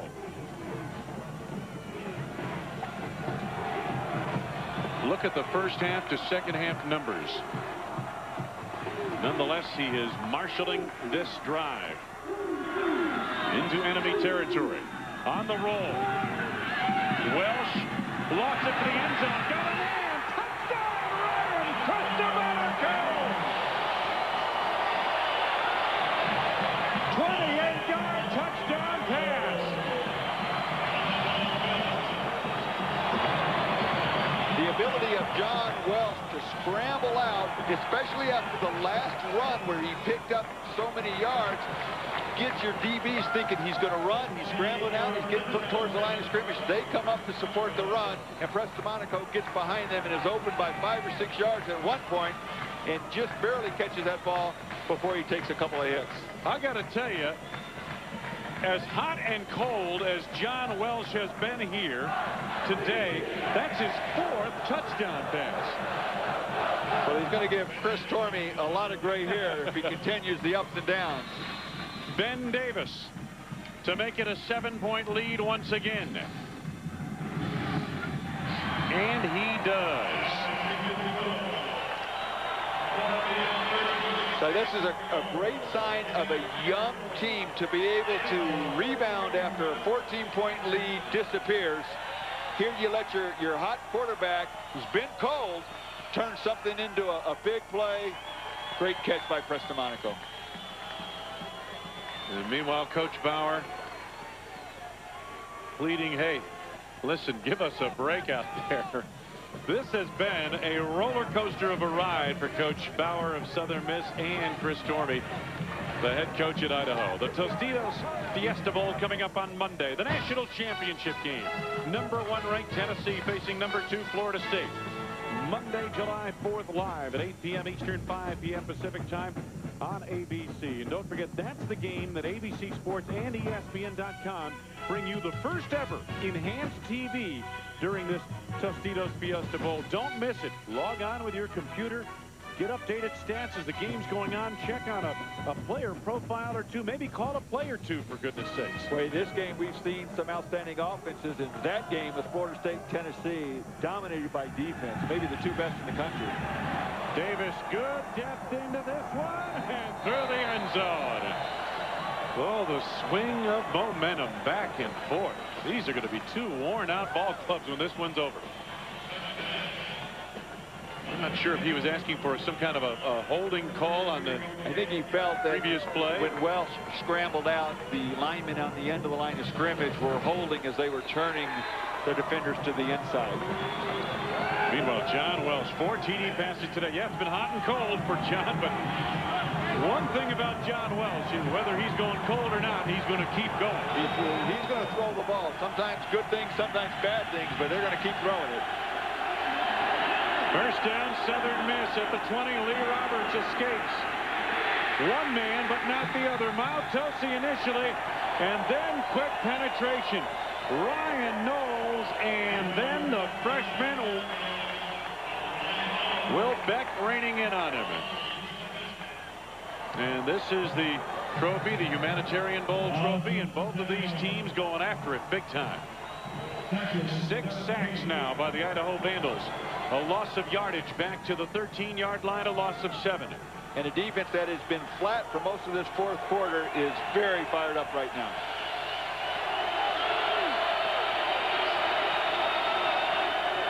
Out of the shotgun. Will make that Eddie Shaw over the middle. And the tackle completed by Rayner. Tom Rayner on the stop. Gain of yardage out to the 23-yard line. Gain of 10. It'll leave third down and passing coming up. Nice tackle by Rayner there, knowing that even though he's going to give up the completion, they had a lot to get the first down. It's still going to be third and long now. When you rush 5, as Idaho did, you just don't want to give up the big play if the sack doesn't get there. Third and about 8.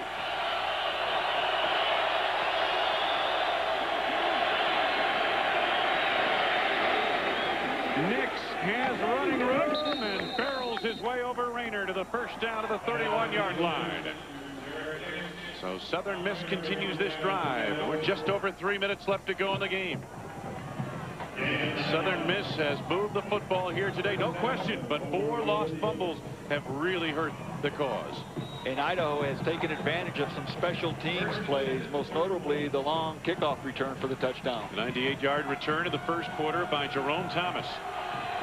First and 10, under 3 minutes to go in the game now for Southern Miss. At the Golden Eagle 31. Roberts to Gideon, made a couple of head fakes and escapes out of bounds. My goodness, he froze the defender. You could freeze vodka with that kind of move, and almost picked up the first down. Gain of 9 out of bounds of the 40. Nice job of Roberts to see the blitz coming, get the ball to Gideon quickly. This is the kind of matchup that Southern Miss wants. One-on-one, you've got a very skilled player. You see Rayner over there slipping like crazy on that turf, and I question, as the temperature's gotten colder, has some of that started to even freeze, and it has become very slippery. I know I got to get my ankles taped just watching that play. second down and short.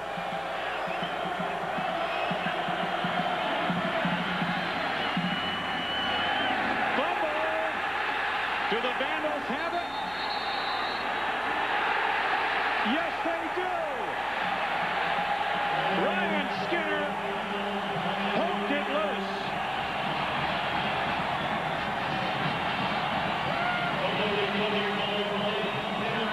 Derek Nix lost it. It's the 5th fumble recovery for the Vandals today. And boy, they have committed larceny against these Golden Eagles. You watch this at the end of the play. There's a huge hole for Nix to run through. But at the end of the play, you'll see the ball come stripped right there by Kevin Hill, number 42. One of the few fumbles that has really been forced by Idaho. Boy, you're exactly right. Hill forced it loose, but it was Ryan Skinner, the man who stopped that play on the tackle, held the running back up for Hill to come in and make the fumble force. Now John Walsh takes it himself. Maybe a busted play, but it gets about 4 nonetheless. Take a look at this Idaho defense. 6 tackles behind the line. 6 forced fumbles. They've recovered 5 and 5 sacks in this game. They had a big question mark coming into this game, how they would play, how they'd be able to stand up against this stronger Southern Miss team, and they have played very, very well on emotions, up and down. They have taken some time off, but have played great overall. Well, I'll tell you what, you've got Arizona coming up tonight against Nebraska on ESPN tomorrow. A New Year's Eve triple header. The EXA Equitable Liberty Bowl. BYU against undefeated 10th ranked Tulane at 1:30 Eastern, 10:30 Pacific. The Chick-fil-A Peach Bowl. 19th ranked Georgia against Virginia. And that to be followed by the Sanford Independence Bowl. Mississippi against Texas Tech at 8:30 p.m. Eastern Time, 5:30 Pacific Time. All coming up on ESPN tomorrow, New Year's Eve. How about Texas Tech? They've got their own Ricky Williams as a running back that's pretty good in his own right. They certainly do. No doubt there's some great runners out there. We're seeing a couple of them here in this game, but the sledding has not been so smooth for the 2 runners here. Joel Thomas, yards have been hard to come by, and fumbles by Derek Nix have hurt the cause for Southern Miss. Idaho leading by 7. 2:21 left to go in this game. Southern Miss was a heavy favorite in this contest.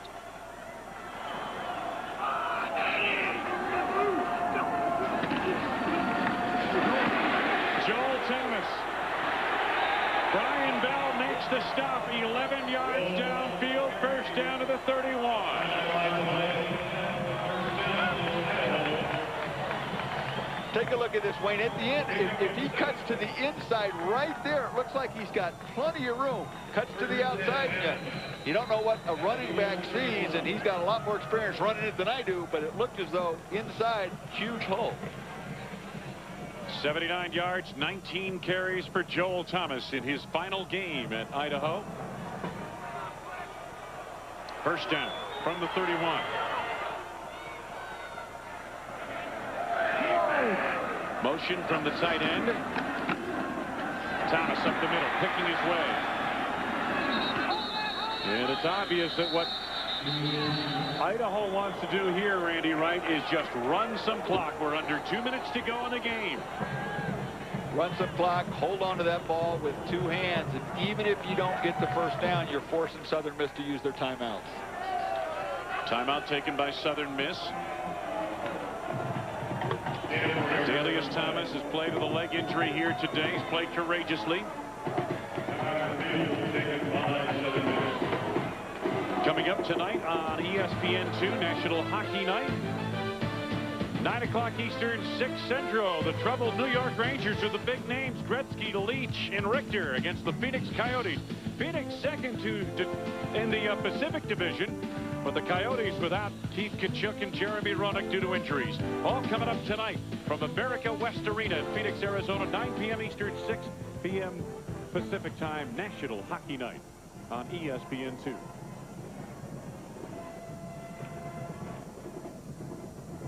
Minute 39 left to go.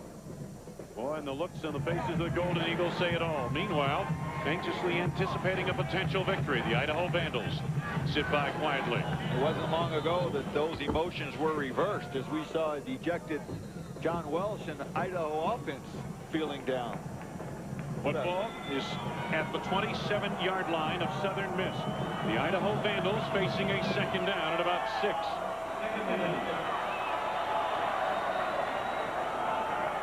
Double tight ends in the game for the Vandals.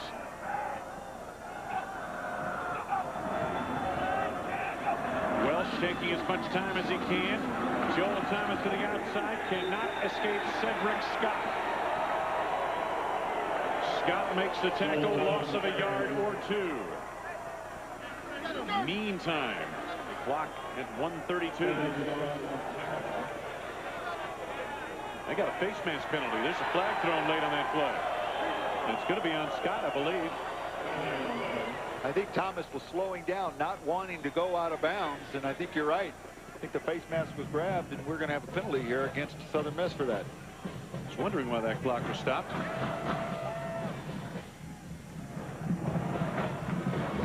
On the defense, 5-yard penalty, second down. Yeah, that's what Coach Bauer was motioning with the holding his hand up 5-yard penalty.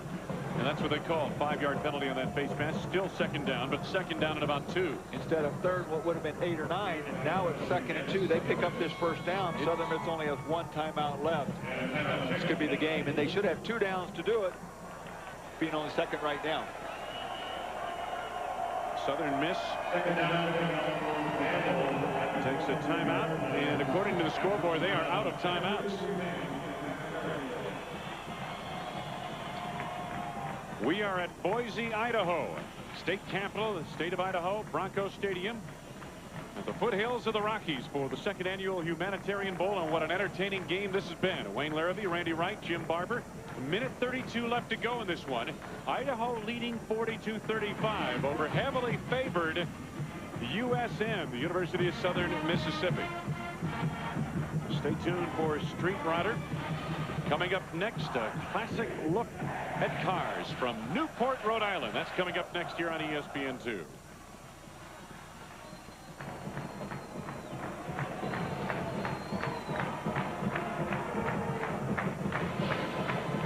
The Idaho fans down from Moscow, Idaho, in what is generally unfriendly territory. They're at the home of their arch rivals, the Boise State Broncos. But they have made themselves at home here, and that man has been a disappointing roller coaster for him.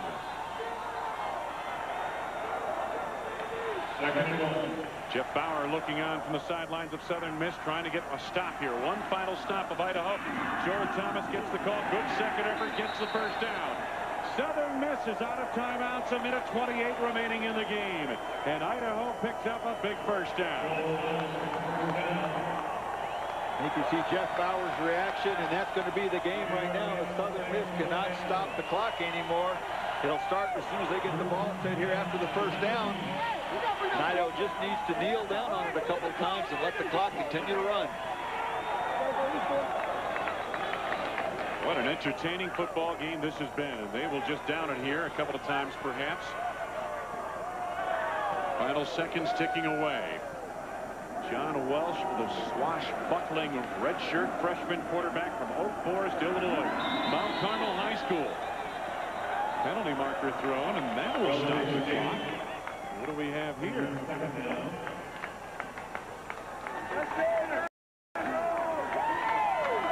With a dead ball foul, an illegal snap on the offense. That's a 5-yard penalty. Still first down.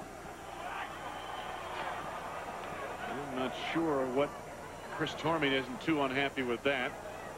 They've got it down to 61 seconds. Nick Alexakos, that defense for Idaho, very aggressive here today. Randy forced some turnovers, forced a lot of turnovers.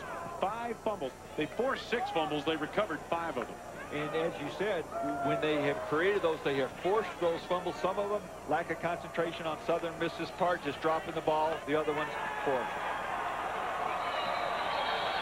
Welsh drops back. Final 30 seconds ticking off the clock. And this should do it. Celebration for Chris Tormey in his 4th season of the Vandal program. Only their third year in Division 1A football. Idaho wins a bowl game, upsetting heavily favored Southern Mississippi 42-35. Let the celebration begin for the Vandals in Boise. Meanwhile, the Golden Eagles, the looks on the faces of those players tells it all. Final score, the Idaho Vandals over the Southern Mississippi Golden Eagles, 42-35.